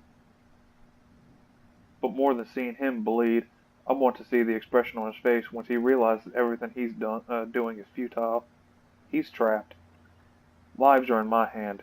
His life's in my hand. Had I known there would be a party in my own home tonight, I would have opened a bloody bottle or two. Psst, people these days, in my own home. Can you believe it? I feel so left out. I can tell the exact moment the realism dawns on him. A short second of his body freezing and blood draining from his face as soon as his feet hit the floor and he looks up. Yeah, we've already seen this one. He's already a prey trapped by his own recklessness.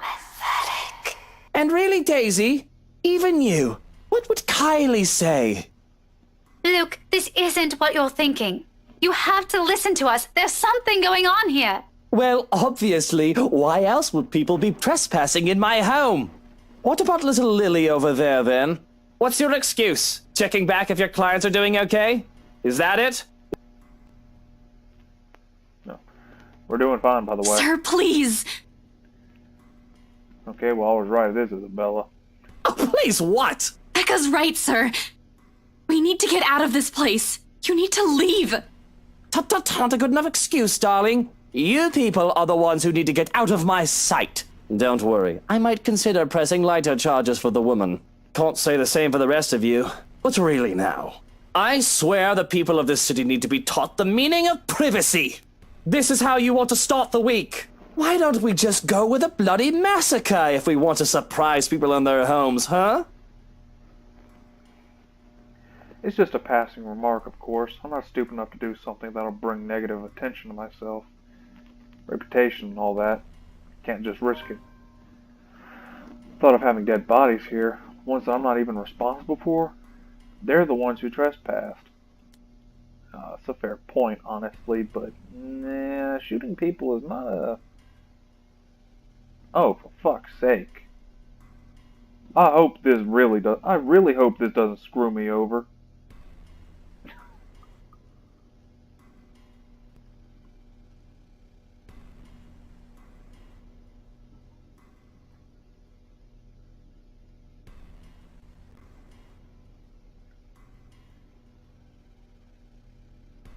Yeah.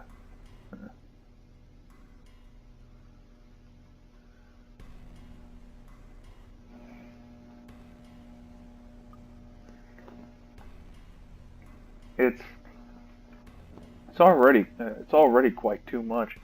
It'll literally be overkill, especially for someone like me. Nevertheless, joke or not, Feathers wastes no time drawing a gun of his own at the slightest wave of my own, even if he knows it's already too late. Still, he glares at me. Still, he fights back. Now, Feathers. Manners. You're in no position to be pointing that gun at people. There's no desperation in him, like I'm hoping. Just an annoyance, flickering shortly before being long hidden. There's no desperation in him like I'm hoping. Just an annoyance flickering shortly before being hidden underneath a challenge. The likes of him are the kind of people I hate the most. Even with their failures already glaring up at them, mocking every worthless move they make, they have the impudence to stare people in the eye. Why don't you put yours down first, and then we'll talk about manners. Oh, he talks back. The gall! You know, your kind pisses me off so much. Annoying most of the time, like a damn pest you can't get rid of. But to some degree it is commendable. I'll give him that, after all. We're almost the same in that regard. Almost. I'm still the better person, of course. Narcissism. Lovely. He tells me to put the gun down, but I see no reason why I should. I'm the homeowner in defense of my home. I have a right to. I'd like to think. Questionable permit to firearms aside. It's not like I wanted this, but I'm already high-strung from their presence. But I'm already high-strung, and their presence does not help. Bloody peasants. I can never seem to figure out how their minds fully work. Take this one, for example. Despite the pride brimming from him, how he matches my glare with one of his own, he simply lowers his pistol after a long second, not to surrender. The tense set in his shoulders tells me as much, but the closest he can get to lowering his own ego in favor of something I can't quite place. Interesting. Yeah, again, that might be the only reason I managed to get Ash through his storyline, because I honestly, genuinely thought I was about to get him killed.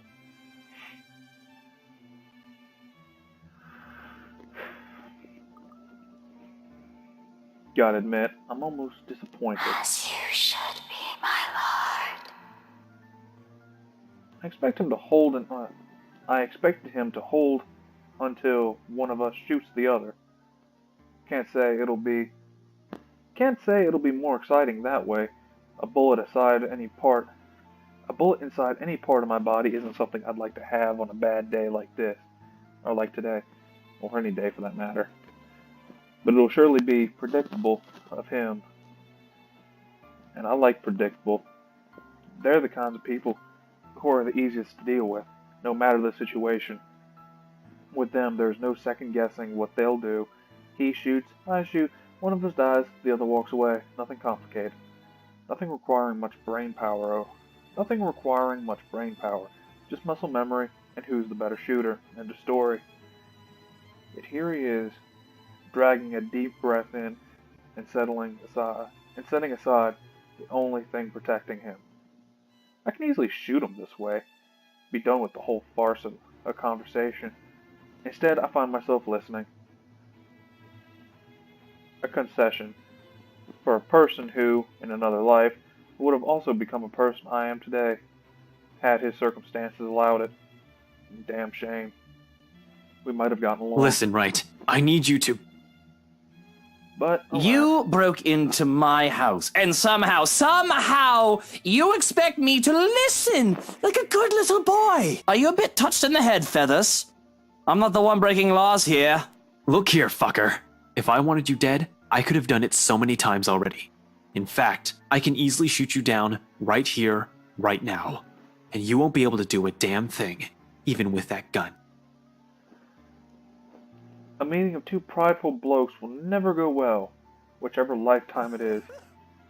And I can only laugh at his audacity, his lack of shame and fear, even facing the business end of my pistol. You know what I'm thinking right now? In another lifetime, we would have probably gotten along well. And I remember in Ash's storyline, he actually agrees with them. The best truth I can offer him: not many people, those who have slighted me in particular, live this long to see You it. should be grateful. You're already gracious enough, allowing him to stand in your presence like this. Yes, especially when he has a lot to answer for. Preferably right now, because as generous as I have been so far, my patience has hit its limits. My amusement can only last so long. In 2 steps, I'm standing in front of him, grabbing him by the collar and resting the cold muzzle of the eagle against his temple. Story. Ashton! Luke, no! Hey, now you two, I'm sure we can all talk about this first. He'll end up a pretty smear on the wall. This close. Teach this loud a lesson. What is it that you people really want with me? This is the second time this week, and I'm really getting weary of this little game. Did the NCA send you to apprehend me? Or has somebody paid you off to kill me? Which one is it, Feathers? Mind you, my arm's getting tired.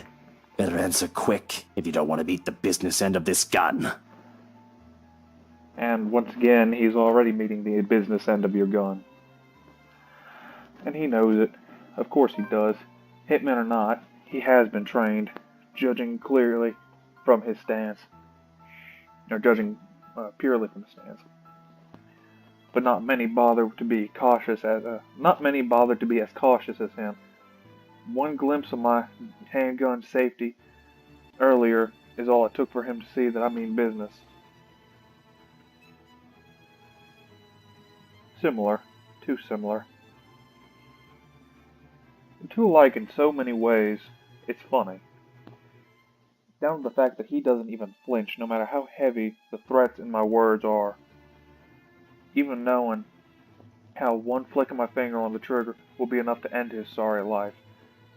He should have caved in by now, started begging, like so many others before him. Instead, he throws more vitriol, adding more kindling to a fire already burning. I'm not with NCA. I'm just here to help. There's something else in this house, and we're all in danger. You have to believe me, right? You need to let us go. You need to get out of here before it's too late. If you want to keep your sorry ass alive, you'll listen to people with more brain cells than you.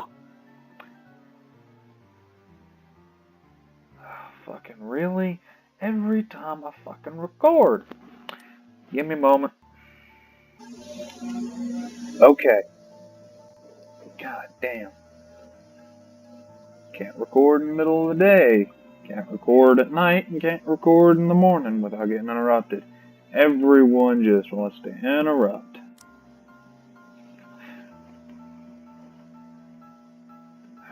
Igniting it further that I can't help but return it to him with equal fervor. We won't need him. We won't need him, my love. Why, you insolent!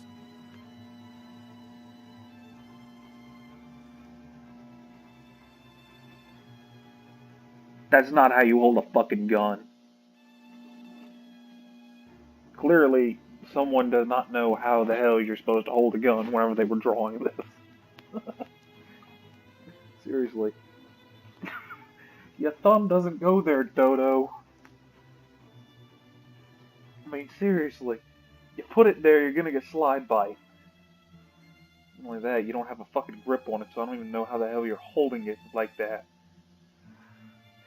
In fact, no, I don't even think you'd get slide. No, yeah, you would. Look where his tip of his thumb is. It's right where the ejector is. Not only that, the gun would fly out his fucking hands.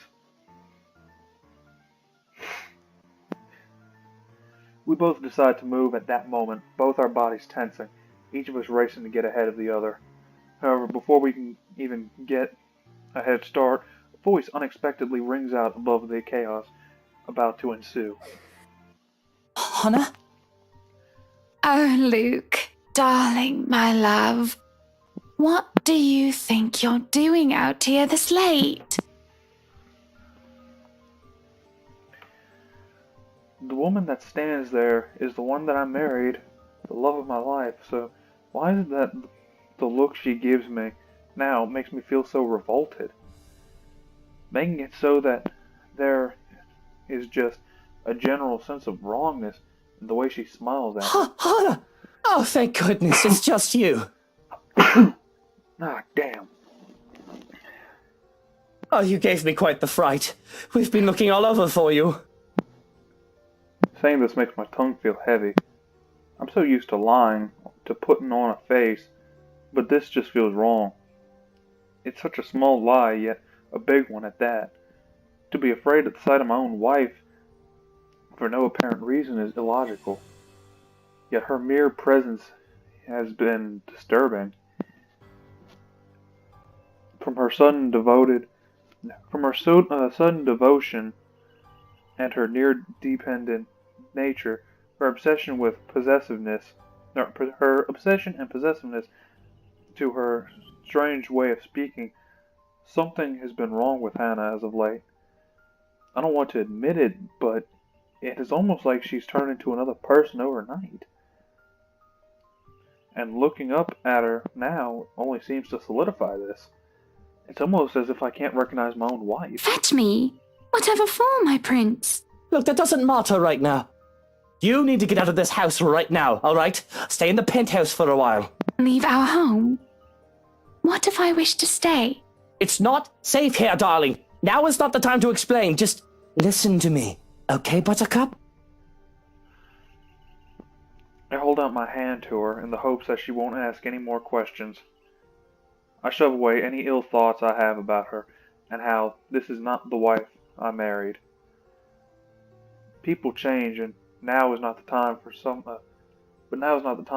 sort of existential crisis about it. Our safety is priority right now, and I'll feel better about it. All of this. Wait. Our safety is priority right now, and I feel better about all of this as long as I can have her by my side. But she barely budged from the place atop the stairs, let alone take my hand. And the way she looks at me just sends chills down my spine. Why should I? Is something the matter? There's a gun drawn. And guns are scary. They hurt people. They grow two legs and walk on their own and shoot people on a whim. It's not like the person behind the gun.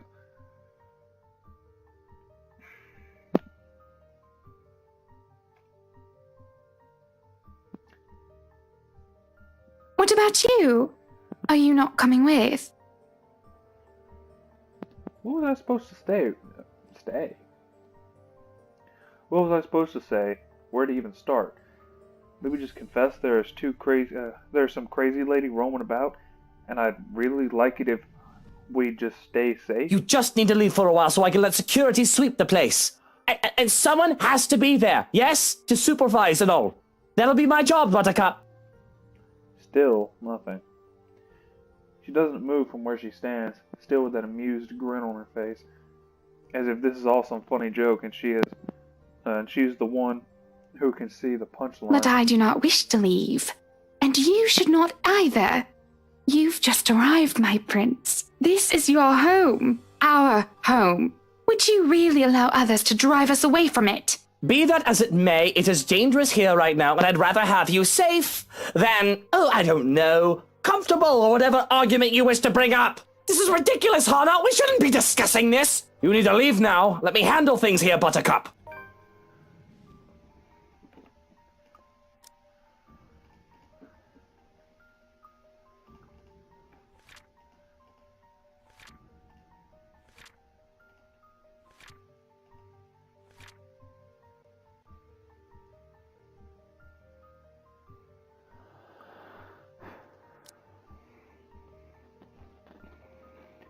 It is then that her expression turns absolutely horrific, and everything turns to complete and utter shite. Shite?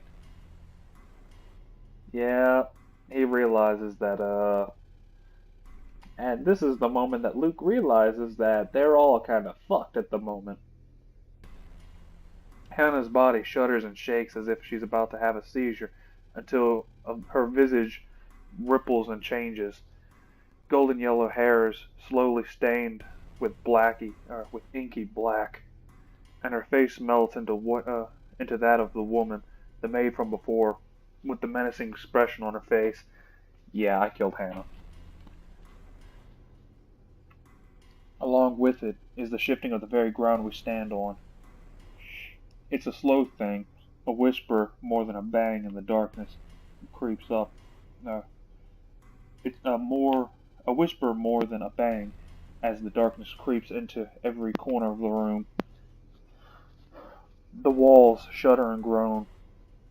Blood runs from the ceiling, crawling down the walls and stains the floor. It feels as if life itself is being sucked from the house slowly but surely. The beauty of this place is gone, with only the dead, decaying remains of a mansion left in its wake. I don't have to wonder if it is just the foyer that has become this nightmarish place. I can already hear it. Gone are the growling of thunder and the lashing of rain and wind against the foyer's high windows. All of it has been replaced by a more grating sound. A cacophony of echoes from nowhere and everywhere echoing throughout the now horrid walls. Voices that neither belong to us nor the people who live here. What's going on? Help! Please! All throughout the house, shouts of alarm and surprise ring out. A mirror of a horrid creeping, a mirror of the horror creeping up in each of us. Who wouldn't be shocked? This is insane. Even Daisy, feisty woman as she is, trembles at the sight of it, clinching desperately to Lily, while Steel and Feathers stand protectively in front of the two. That's not exactly a protective face, which then again, neither is that. He looks more like he's trying to fucking give her puppy dog eyes. And honestly, Zach just looks scared shitless, but I don't blame him. Brave of them, I have to admit, to put themselves in front like that. Though it doesn't necessarily mean they don't feel the same fear as the rest of us. Well, the funny thing is, you're standing back there with them, although it looks like you're more ready to fight with them than, cower. Something I don't blame them for. There seems to be no end in sight to this insanity. If anything, this only feels like it's the beginning of the end. Help me! Oh my god! Please, somebody! Anybody! Who are you? I'm the grudge bitch is what she's probably. She shows up, I'm the grudge bitch. Stay away! No. Stay away. Stay away. Their screams fill the mansion. She laughs all the while, a harsh, agonizing sound that goes on for what feels like forever. Until there is nothing but silence. Her horrid smile, the pale hands reaching out to me. Quick time event.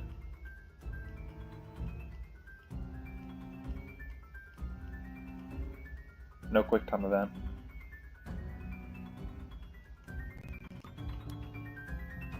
Until there is nothing but silence, her horrid smile, calling, beckoning, pleading. I'm terrified, I really am, like I should be, but I've never been one to truly stay afraid. I've long learned that fear will not get me anywhere. Cowering in a corner doesn't help me, doesn't keep me safe, and it will not keep me alive, not like rage does. I've learned to use this burning hate inside of me to survive. There's no difference now. There's plenty fucking difference, okay? Stay away from me! Why? Why do you wish to leave? This is where you belong, my lord. Remember the blood we share? What blood is you talking about? This is your home. Don't you remember? You promised to return, to stay, together with me, with us, with people no different from you. Don't listen to her, she lies! I promised no such thing to anyone!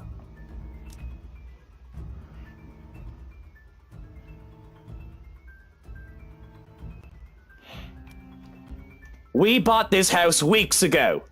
How should I know what she's babbling about? I never even wanted to be here in the first place! A terrible case of mistaken identity. That must be it. I'm quite sure of it. I don't know this woman, this monster. Why else? Why would I say that to someone like her? In my entire lifetime, I've only made and kept sincere promises to a mere two people. Hannah Evans and Eleanor. Oh, Eleanor Chandler. Well, that does confirm it, although I was fairly certain of it already. No one else. The rest of those who claim I promised something to them can go fuck themselves. Oops, hold up the backlog. Bloody hell, I may enjoy the company of women, but I am not an idiot to start spouting such nonsense to anyone. A line must be drawn, especially if I am to keep myself alive.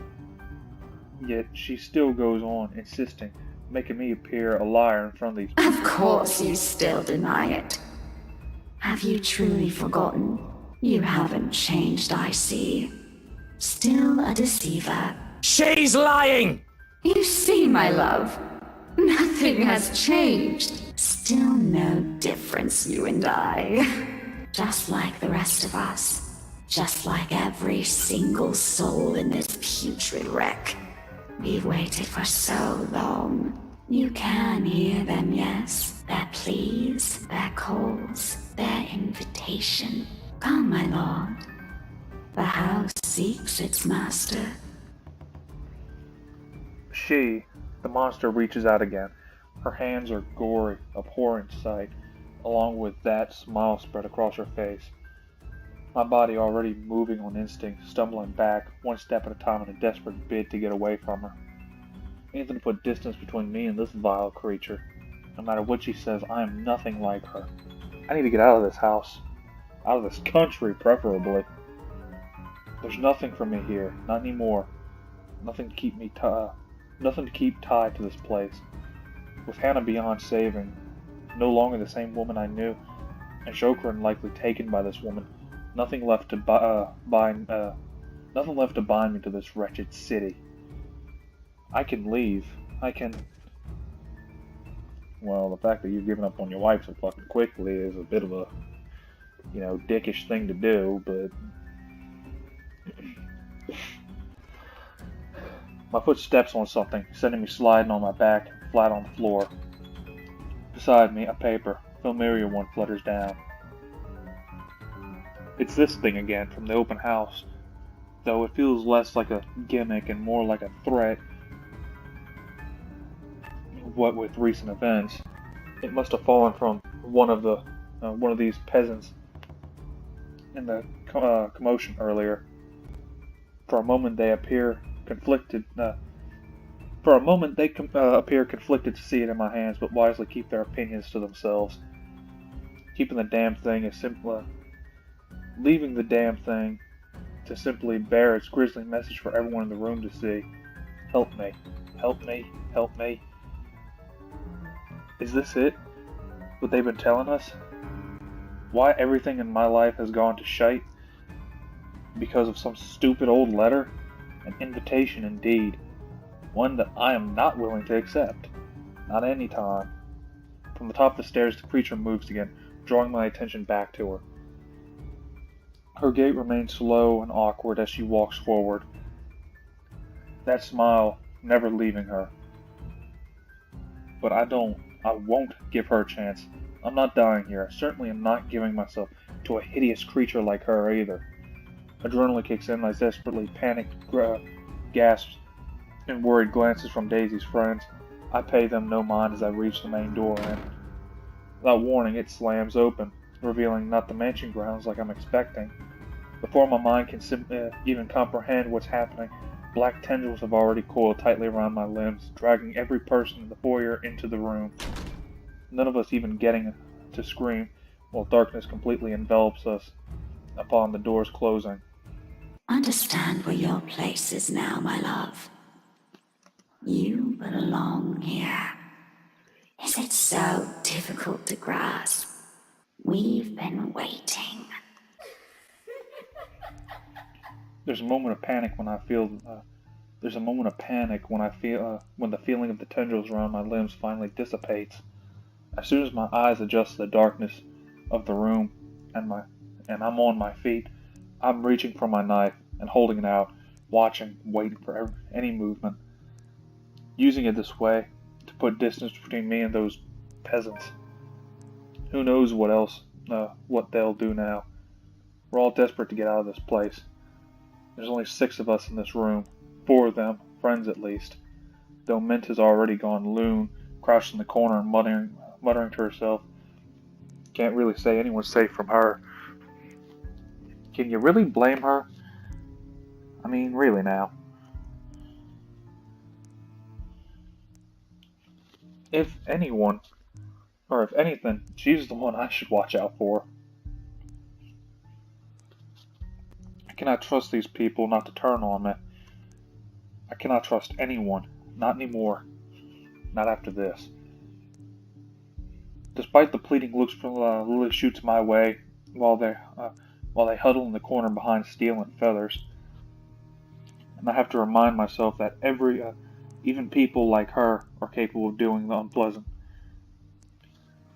She's only human after all, It's never an excuse why even Hannah has her cunning manipulative moments, though she does it much subtler than I. Why else would Lily show this letter to us that day, if not to save herself?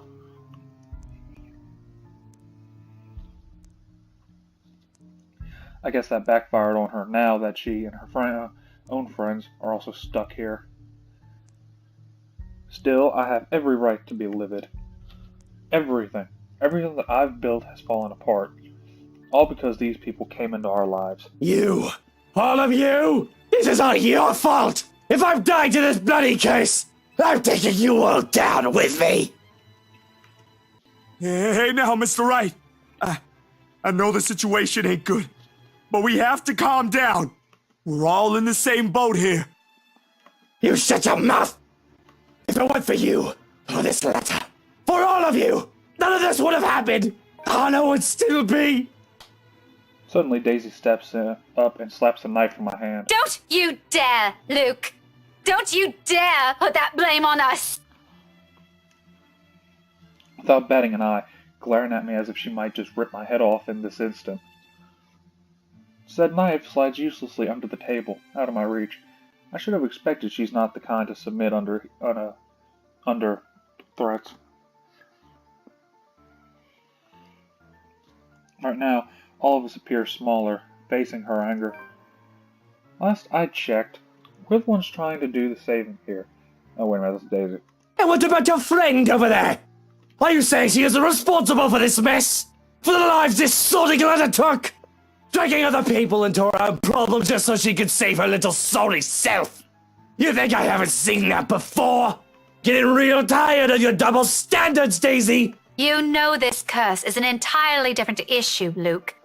Because, knowing you, I don't doubt that even without that blasted letter, you would have eventually... Rebecca, stop! All of you stop this! Oops, what the fuck just happened?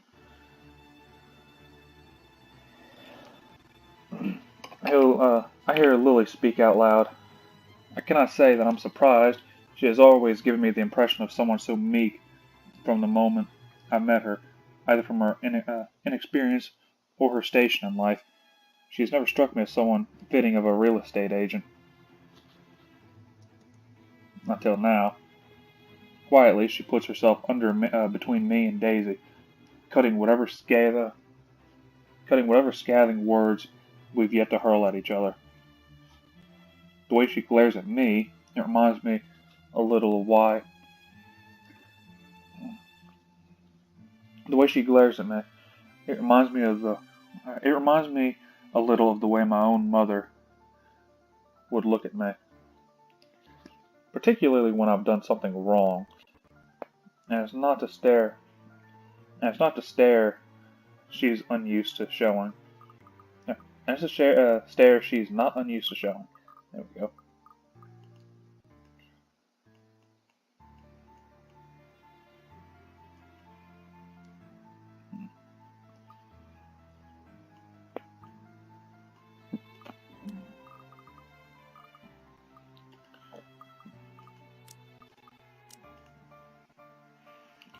She's done this before, probably to a younger sibling. I forgot what I was wanting to look at.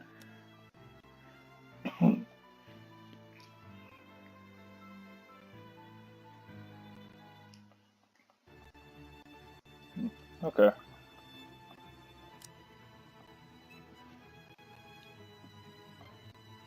Huh.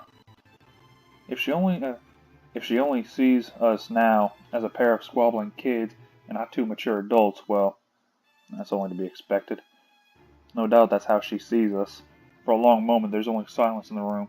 Steel, with a big oath, doesn't even dare break it. Neither does Feathers. With both merely watching us. A bunch of wimps, these men. They just know when to keep their fucking mouth shut. Even that doesn't matter when Lily starts speaking again. After some of the anger and tension has lifted from the room. Stop this, please! With or without that damn piece of paper, A deep breath, an exhale, And then she closes her eyes, a crease forming between her eyebrows, while she grips her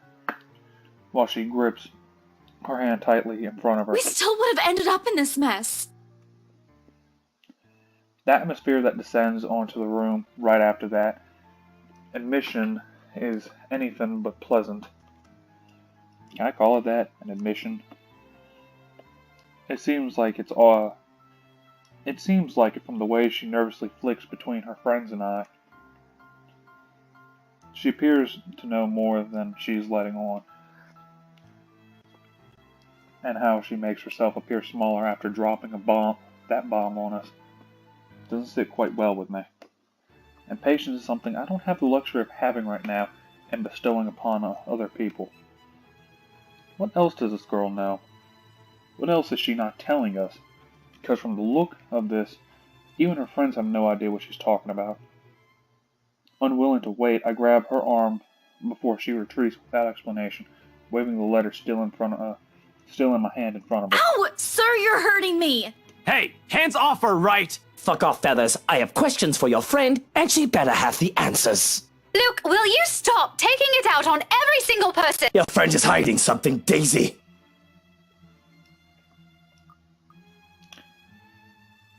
You know, I hate to say it honestly, but now after seeing her like this, I kind of think I agree with him. She struggles for a moment, but my hold eventually forces her to look up at me. Fear and uncertainty spread across her features, especially when her eyes land on the damned paper. As much as I want to be considerate right now, I want answers. What do you mean, Lily? I'm not sure about it. Don't give me that, you know something! Ow! Please, sir. I know the paper's useless, okay?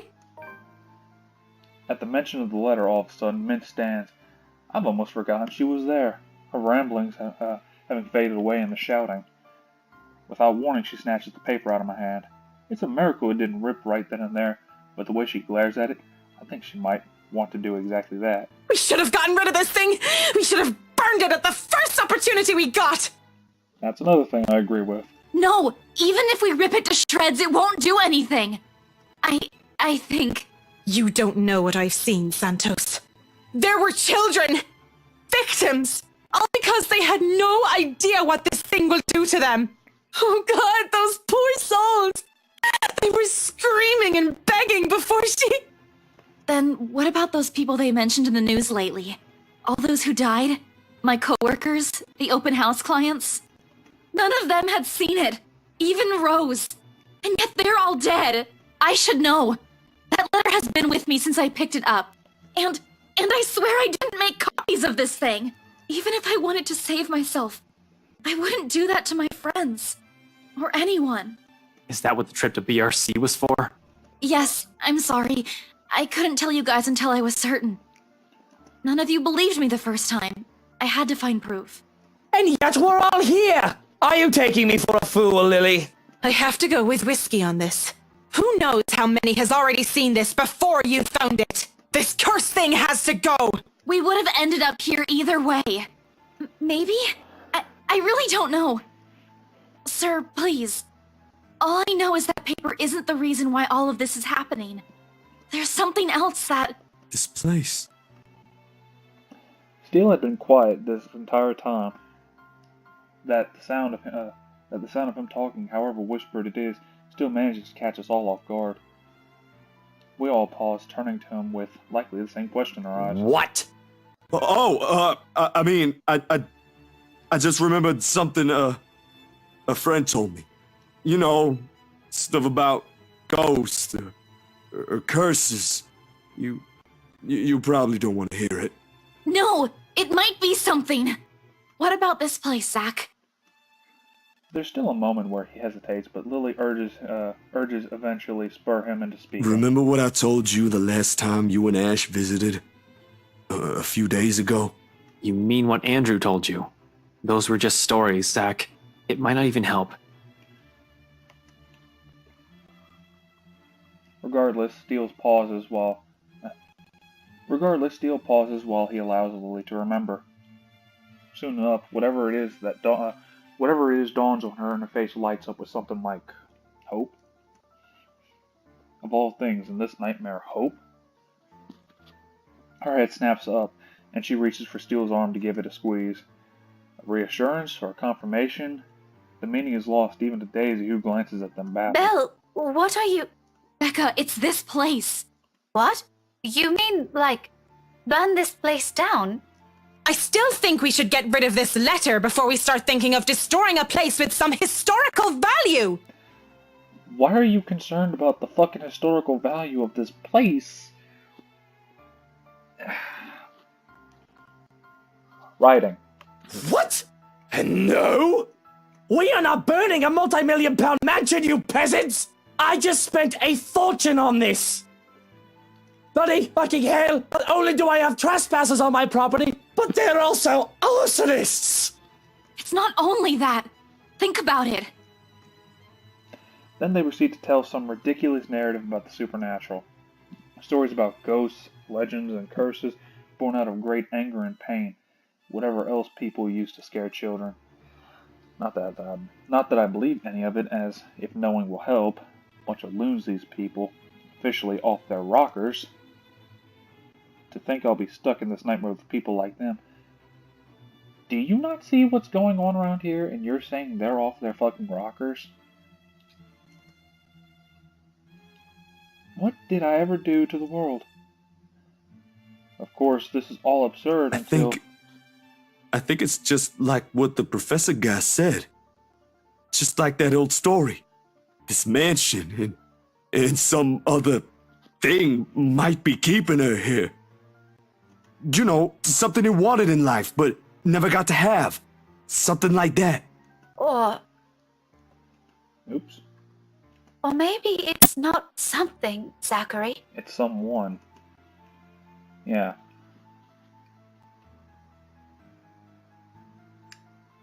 So you know how remember I said I was trying to piece things together? This was the confirmation I needed. Alright. She wants Luke, not to kill him, but because he looks so much alike to the prince in the thing. Now, what I'm thinking happened was the prince was having an affair with that slave girl that, the Ermengarde woman saved. At least I think it was a slave, if I remember. Yeah, I think it was. And that's what caused her to be burned at the stake. Which was in retribution to, you know, the affair with the prince. And then the prince leaves, and then never to return. Then comes Luke, looking almost a fucking spinning picture of him. She thinks that it's him, and that's the only reason he's been spared up until this point. And honestly, he's the only reason he's been spared of not getting killed. So, yeah. And to break the curse, he's the key. The who doesn't have to be uttered out loud. There's only one person in this room who the woman calls after. Yeah. Oh, and also the affair thing, I'm just going off of assumption. I don't know if that's true or not. Every single one of them has heard it. Bloody hell, even in its ridiculous... Even if it's, bloody hell, it's in the reluctant shift in Daisy's eyes when they flicker over to me. Though only briefly. She's also holding information on her own. Or perhaps a realization she just had. Doesn't matter. I know these people are slowly starting to turn on me. How do they think I lasted this long in this cutthroat world? Betray them before they do the same thing to you. Put a knife in their back before they can act. Kill or be killed. Survival, in a nutshell. What now? Are they going to throw me to that creature? See what happens to save themselves? I'm no fool. No. You're all in on this, aren't you? Of course! Of fucking course! Luke, that isn't what I... Are you all going to stoop that low? It's nothing like that, Ash. All we're saying is that maybe he might be able to do something about this. Drop it, you guys. We're not leaving anyone here. Just like that, their bickering begins anew. Bloody peasants. My head's already aching just listening to them. To think that this is all the solution they can come up with. I could have just stabbed them all and made a run for it. It doesn't help that with each second we spend talking here, the crazier the whole place gets.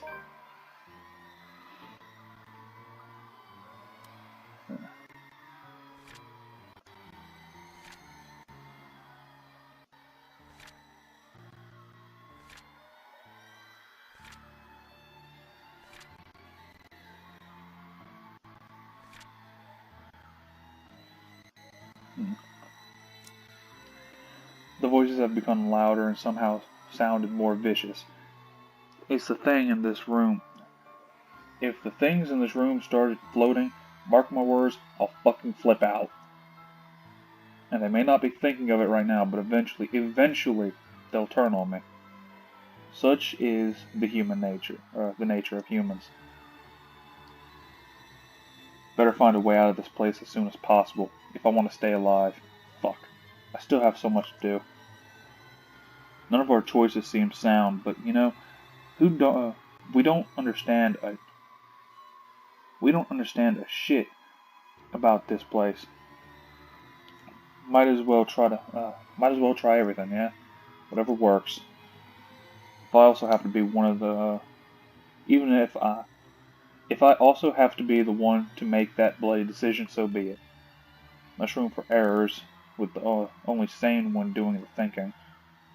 On the off chance I'm wrong, well, they suggested it. I decide to. Fuck me sideways.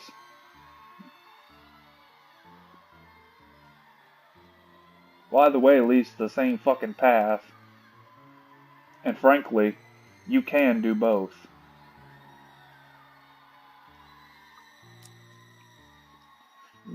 Burn the mansion, leave the letter to burn up with it. You can do both.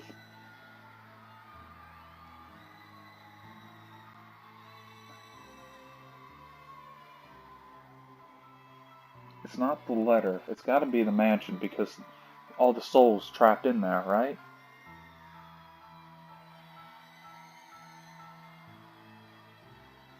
Fuck it, we're burning the mansion. I am going to regret this, I will. But with the cries growing louder, this has become the easiest decision I've ever made. I'm getting tired of hearing her sobbing, really. It is irritating. Isn't she getting tired of it? Besides, someone has to act fast, think fast, or what else is the root cause of our problem but this place where the letter was found. No need to make things more complicated. It started here, why won't it end here? What if what Lily has said is true, then there's all the more reason to destroy it. Put an end to this madness before someone thinks of putting this blasted place up on the market. When I get out of this place, I swear I'm suing a bunch of people. Run that real estate company to the ground if need be. We spent millions, damn it. Millions! With a sigh and perhaps a heavy heart, I opened one of the drawers of my study table, taking a bottle of liquor out for myself and passing it to every occupant in the room. They accepted, but not without a look of protest or a confused glance my way. It doesn't shut them all up, so maybe I've done something good. Even more when I pop the cork off the bottle and pour its contents on the floor. Well, what are you simpletons waiting for? We waste no time dousing the whole room, the smell of alcohol filling the air. If I didn't know any better, I'd say they're more eager to set the whole place on fire. And the blaze catches easily in a room when I set it alight, using the blasted paper as kindling. See what I say? You can do both. With the whole place drenched in wine and all manner of things alcoholic I've been hiding from Hannah, the small room soon turns into an inferno. In a matter of seconds, we're out the door.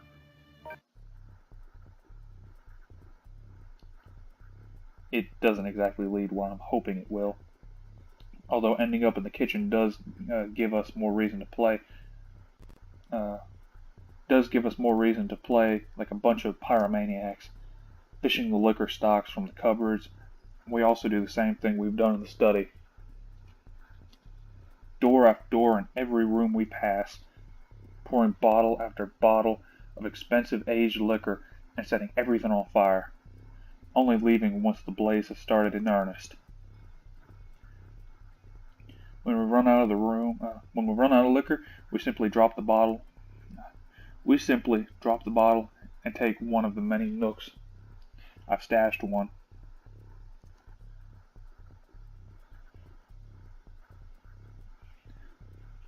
And there's no lack of it in here.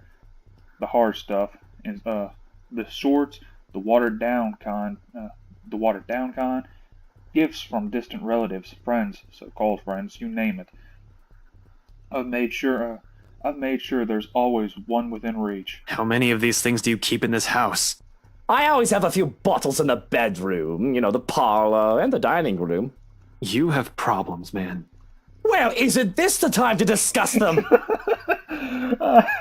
I agree with Luke. It's like, are you really going to complain that he has the means to burn this fucker to the ground? Hannah called me out on this numerous times before, telling me the same thing.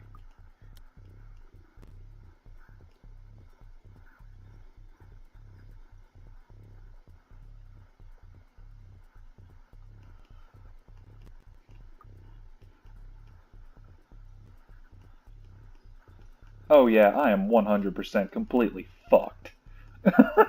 Look at everything that I'm missing. There's no way. Or maybe if I don't burn the letter. Oh, fuck's sake. Oh my god. I made a bad choice. Oh, for fuck's sake. This is,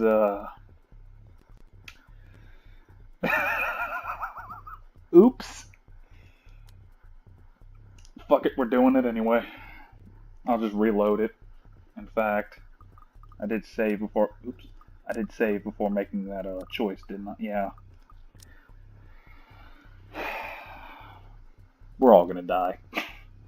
Hannah had called me out on this numerous times before, telling me the same thing. I've always told her she doesn't know the half of it, before completely dismissing her concerns. Worrywart, that woman. Turns out it'll be useful now. Not to drown out my sorrows, but for this, wonders of wonders, though I suppose I can now say it has also saved my life. But there's no time for panic. But there's no time for some introspection now, because with each room we pass and burn, the place also becomes easier to navigate, as if it's slowly righting itself, returning to what it's supposed to be. That's because as long as you're there with people, the grudge bitch is going to give you easy passage because she doesn't want you dead. So yeah, you're the light at the end of the tunnel. Soon we finally find ourselves standing before the main hall. The strong odor of burning wood, cloth, and varnish alike wafting from under the doors and the rooms we previously torched, slowly filling the hall with a thick black smoke. The blaze has also started in earnest, in every part of the house. I can already feel the heat seeping through the rooms set aflame. In a matter of minutes, flames will engulf the whole house. Fittingly, that is, when she appears before us, watching us from the top of the stairs. All her world goes up in flames around her. However, what catches my eye is the expression on her face. Not the vile smile I've already grown accustomed to, or the one where her eyes gleam with complete hatred. This one? Forlorn is the only word I can think to describe it. No, please, help me, please. Can the dead still feel? Can she Can she hear us? Or is that merely another one of her tricks to trap us in this nightmare? Like this, however, she seems almost like a woman she used to be. I have to remind myself she's no longer Hannah. The woman I loved is gone, and who stands before me is nothing but a pale imitation of who she used to be. And I don't waste any time pondering over it. Not with the exit a few steps away. The door finally opens, and through it I can glimpse the outside world. Safety. However, I do turn, if only to see her, see the last of her. A farewell more than anything. For all her attempts to lure me, draw me in, her wishes to be with me. She does not stop me when I finally run out from this horrid place. Quietly she disappears. Light it up! Alright, well, I guess I did survive. But was this the right choice? See, that is the question. I'm gonna go... I think what I'm gonna do is I'm gonna publish this video and I'm actually gonna go back and record if I was to burn the letter, just to see if that's what this is gonna lead through. Because I completely skipped over the entirety of his fucking storyline from that point on. And who knows, maybe burning the place was the simplest and right answer. But, yeah. And look at this. I skipped over the fucking entirety. And I survived too. Ending 3. Burn the fucking place.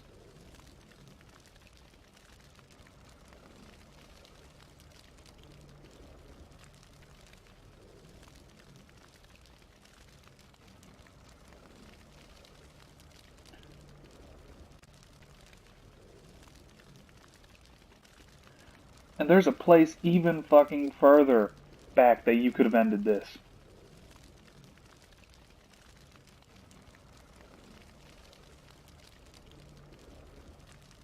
Yeah, and it would have been bad. I guess that's if, like the worst possible outcome. Yeah. I have survived. Watching a multi-million-pound house burn before me, for some reason, nothing about this bothers me. Maybe it is one last look on her face that has changed it. Maybe it was what I've seen and heard inside. There's only a calm, a stillness. The same hush that comes after a terrible storm that's swept the countryside. I just realized I burned Johann's too. Well, I mean, he kind of does deserve it, in a way. And with it is a sight of sun rising above the horizon. Ever so slowly, the sky begins to lighten before my eyes. Darkness giving way to the warm morning hues. Soft rays spilling over a vast expanse of Luxborn countryside. Nearby the trees sway and rustle in the breeze.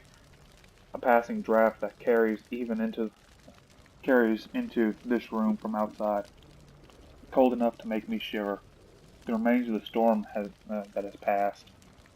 In the distance, I can hear the soft chirping of birds, while the rest of the world stirs, awake.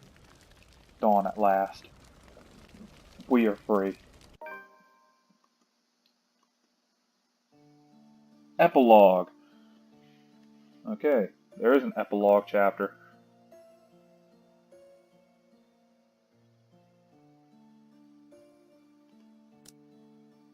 I was about to get pissed. I just finished it and the game crashed.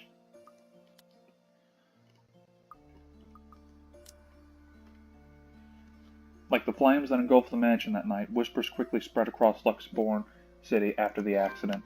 Officers who investigated it have simply deemed it an unfortunate accident, resulting in the deaths of innocent lives. Regardless of the truth, Luke writes criminal charges against Briar Corporation. Real Estate Corporation for undisclosed reasons to the public, forced the latter to declare bankruptcy. A move that has merely stroked the rumors further. But for those who still believe in the stories of the old, and those who know the truth, it is but a testament to the curse and the secrets of Ermengarde Mansion has hidden for centuries. If there will come a time, those will simply be revealed. Only the ashes of the newly ruined mansion know. However, on nights when the wind howls and thunder booms across the sky, some still claim hearing the voices where it once stood, of cries and wails that fill the nights and desperate calls of help for anyone who dares listen. As for those who once treaded those halls, although Luke Wright has won his legal battle with Briar Real Estate Corporation, another tech leak places him and Wright Enterprises under the spotlight months later. This time, however, when the Chief Inspector Harvey Lee suddenly absence, the businessman isn't able to escape close scrutiny. In an investigation headed by LPD's Detective Inspector Ashton Frey, all of Wright Enterprises' illegal businesses dealing within the past 10 years come to light. Although his involvement with other crimes are still being investigated, the disclosure has caused a huge outcry, especially from the city's business sector. Sued on multiple grounds, the company is ultimately forced to shut down.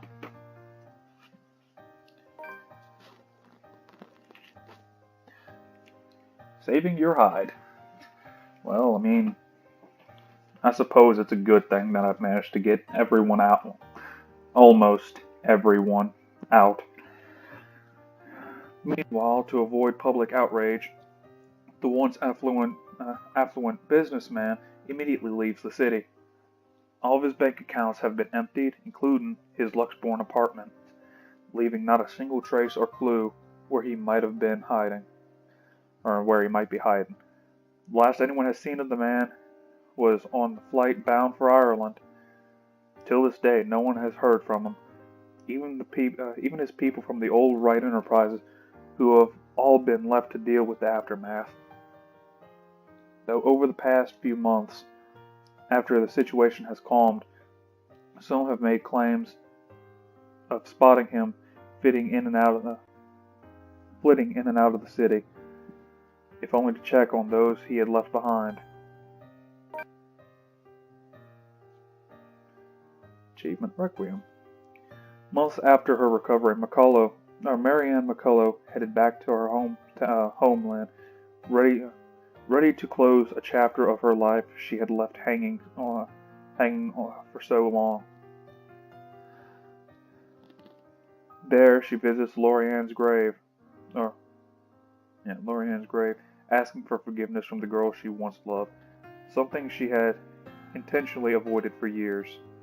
In spite of this, a different regret still clings to her, one that has been left by what she had witnessed inside the Ermengarde Mansion. She never returns to Luxbourne after, leaving her designer company in the hands of her secretary instead. But with her absence, the business eventually declines until they are forced to shut down. Unexpectedly, she turns to music years later, hoping it'll one day drown out the voices and the gruesome memories still lingering in her head.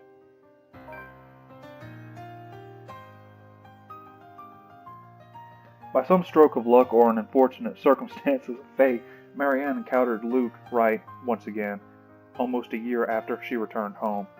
She meets the man in the local marketplace, newly settled, fumbling, and confused. Although her opinion of him remains ambivalent, at best, she reluctantly offers help, especially after seeing him stumble on his Gaelic more times than she deemed acceptable.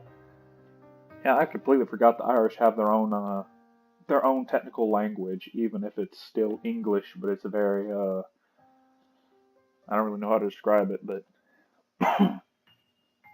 but it becomes a start. Not to a close friendship by any means, but perhaps something akin to it. And on better days, when vitriol and scathing words don't get in the way, there's only a pleasant companionship one offers to the other. Casual visits from the other's home, to the other's home, sharing a bottle of wine or two, and simply talking about anything under the sun. A comfort after their mutual loss. Something they both eventually learned to appreciate with time. With help from family and friends, Zachary Steele is soon able to open a photography studio of his own. Something he had only dreamed of having as a child. Although he still hopes to get back to making indie films someday, client work and small projects has kept him mostly busy. Hectic as it may be, he can only be glad for the amount of work pouring in. It has made moving on from the incident in the Ermengarde mansion easier, if not faster. But while there are still nightmares, with support of his family, his doctor, and his own drive, the dark images have finally turned into pleasant dreams. He's aware he won't ever truly forget, but he's no longer running away. At times, when he's not busy or after a hard day's work, he thinks there's another story for the big screen to be told in that. An idea he may soon turn into reality once his time affords it. In the months to follow, Rebecca Gales becomes a prominent teacher within Luxborn's major academic circles, especially after writing what she had discovered about Anselm Village and the Ermengarde mansion. With help of Professor Andrew Clark, she is soon able to secure funding to continue her research, presenting her findings yearly at local and international symposiums. I think that's how you pronounce that. Now at the tail end of her current study, she hopes to publish her first book, correcting all inaccuracies in the city's current history, a move supported by both colleagues, students, and friends alike. Though she knows that she still has a long way to go before she can even begin changing people's minds about it, Professor Clark has warned her as much. She perseveres, doing it not for herself, but for the sake of the history, of a history and future generations must never forget. No matter how disturbing their experiences with the curse may have been, she remains the worrywart she has always been.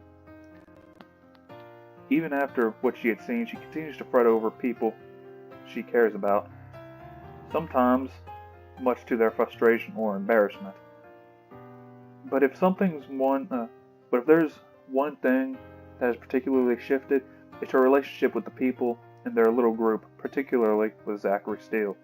In fact, on numerous occasions, she has been spotted dropping by his new studio, bringing the man food on days when he's swamped with work. They also seem to have grown more comfortable around each other, more than before. Maybe it's born out of their shared experience, or maybe it's the way they see each other, or maybe the way they see each other has simply changed naturally due to the years they've known each other. Regardless of the whys, it's a change the man welcomes and appreciates. In turn, he strives to return her kind gestures whenever he can. For all the horrors they've seen, who would have thought something good will come of it?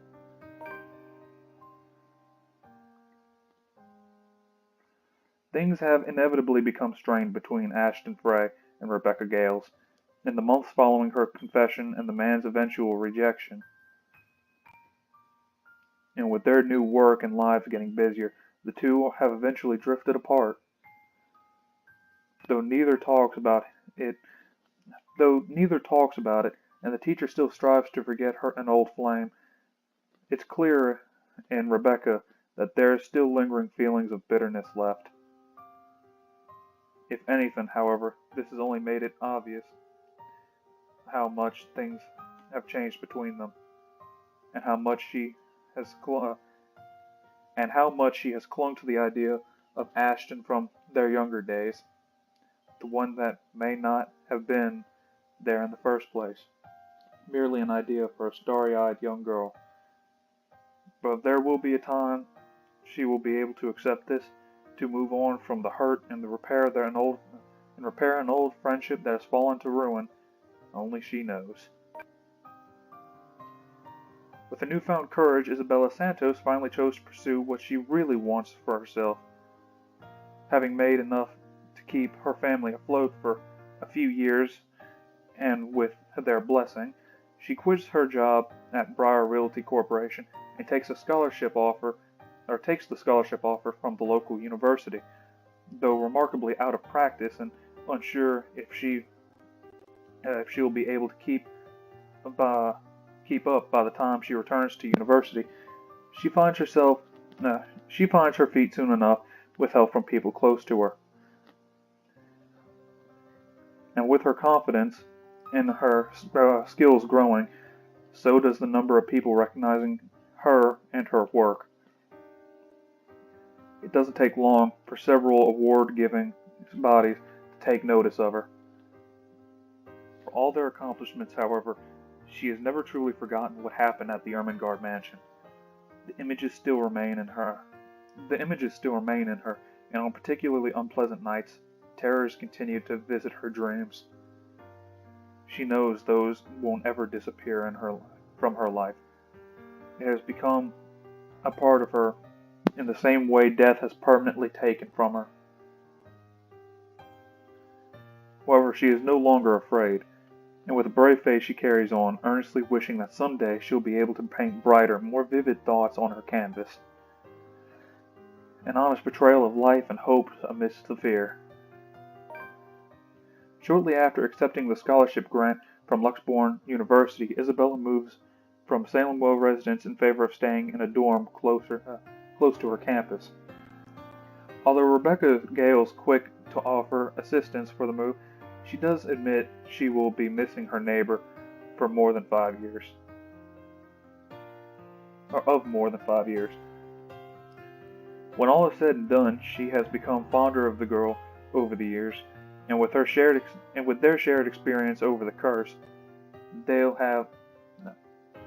have only grown closer. Isabella leaves with the promise to visit every once in a while, and even though she still jokingly complains about Rebecca's bossy attitude, she confesses that she also misses the woman's fussing. After all, in a place miles away from her real family, Rebecca is still the closest thing she has to a sister.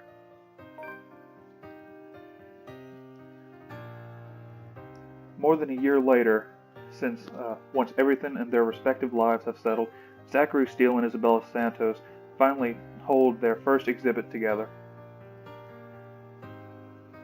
A project that has been in the making for almost 2 years, after the photographer casually brought it up to the other artist.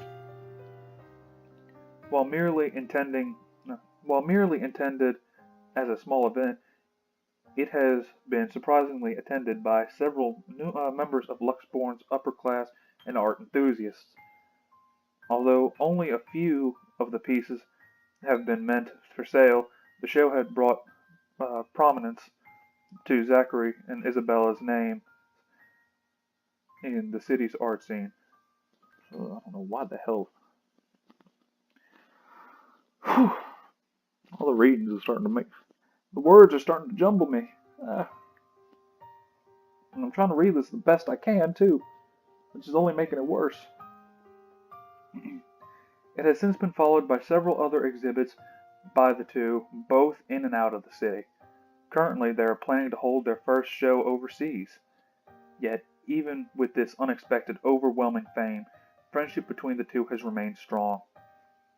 Theirs, after all, is a bond that goes beyond being mere partners in a project, or in a small project. He's her family as much as she is his. Following his success in bringing the Luxbourne firm case to a close, Ashton Frey receives a recommendation for a transfer to Luxbourne's lead agency against organized crimes. An endorsement eagerly backed by the newly appointed successor of the late Chief Inspector Lee. Oh, late Chief Inspector Lee. So he died. Of course, then again, he probably got exposed to the... But, fuck it. Abigail Harris. knowing he'll have more resources, leeway, and a bigger chance at ultimately bringing Luke Wright to justice, Ashton Frey accepts. He still warns the people close to him against Wright and his associates, but only a friendly reminder now, more than anything. Though he does worry, he believes they are wise enough to know that they are doing and trust that they know what they're doing and trust their judgment.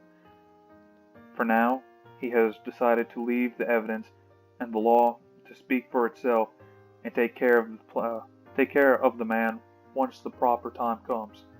Nowadays, police work and operations keep him busy, sometimes taking him away from the city he grew up in for days on end.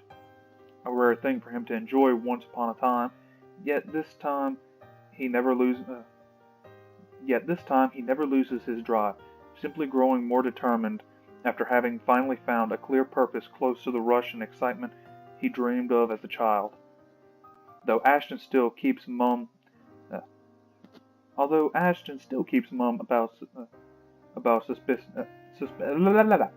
specific details of his work, his experience with the curse has slowly taught him how to open up, especially to those who he knows that genuinely care for him. He still has a long way to go, he knows that, but for the sake of the people who are still with him, those who have chosen to stay, he hopes that there will come a day when he no longer has to hide behind his own lies. A day when he is no longer afraid of facing the truth of his own words.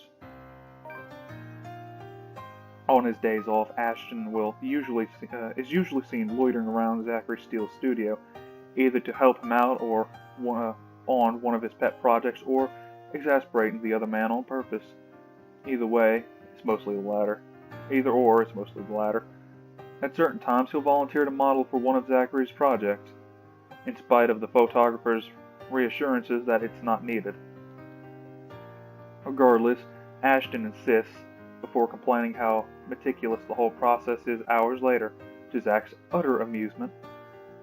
Though sometimes they may get into small trivial arguments, things that stay cordial between the two.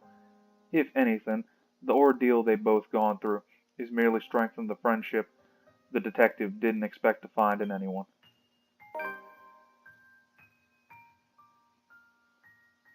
And here's the one I wanted to read. After a bit of fumbling and a few missteps here and there, moments of briefly allowing their uncertainties to hang over them, Ashton Frey and Isabella Santos finally finds a rhythm.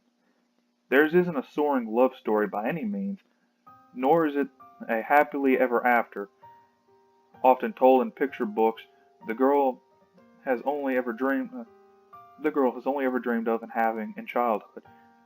Far from it, in fact, despite what people glimpse their eyes or glean in their gestures, they both know better than to cling to ideals.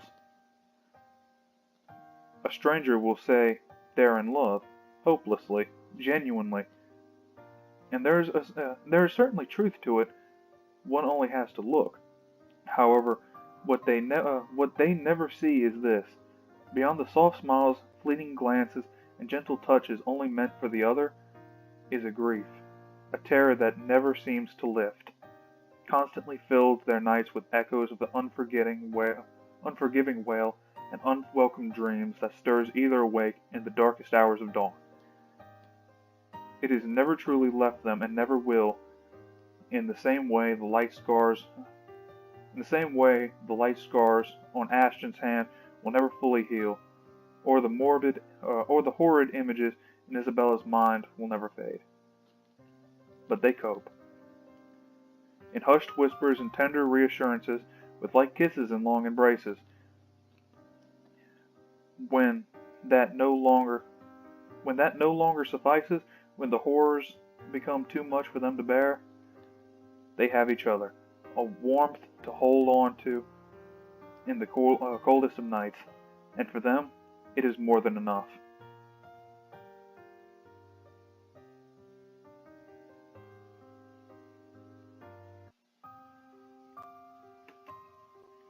that's it. God damn, that's it. I don't feel like sitting through the credits. Not gonna say anything about Hannah, though.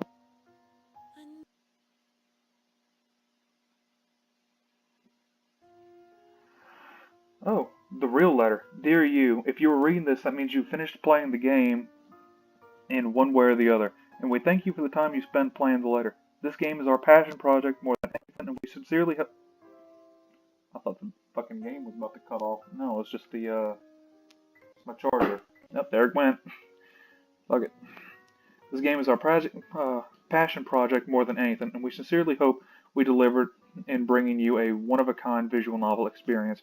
You certainly did. It's fucking awesome. I'm gonna probably...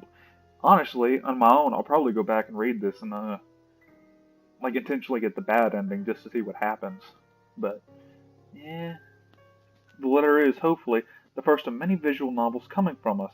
If you liked what we did in this game and would like to support us, please consider donating to our Patreon account, and also follow us on social media to get the latest updates. Our usual handle is Yang Yang Mobile. Thank you so much for everything. Let's talk soon. Love, YYM team. And you know what? I might fucking do that. I might actually go donate to them. And, follow them. Shit, that's it. Alright.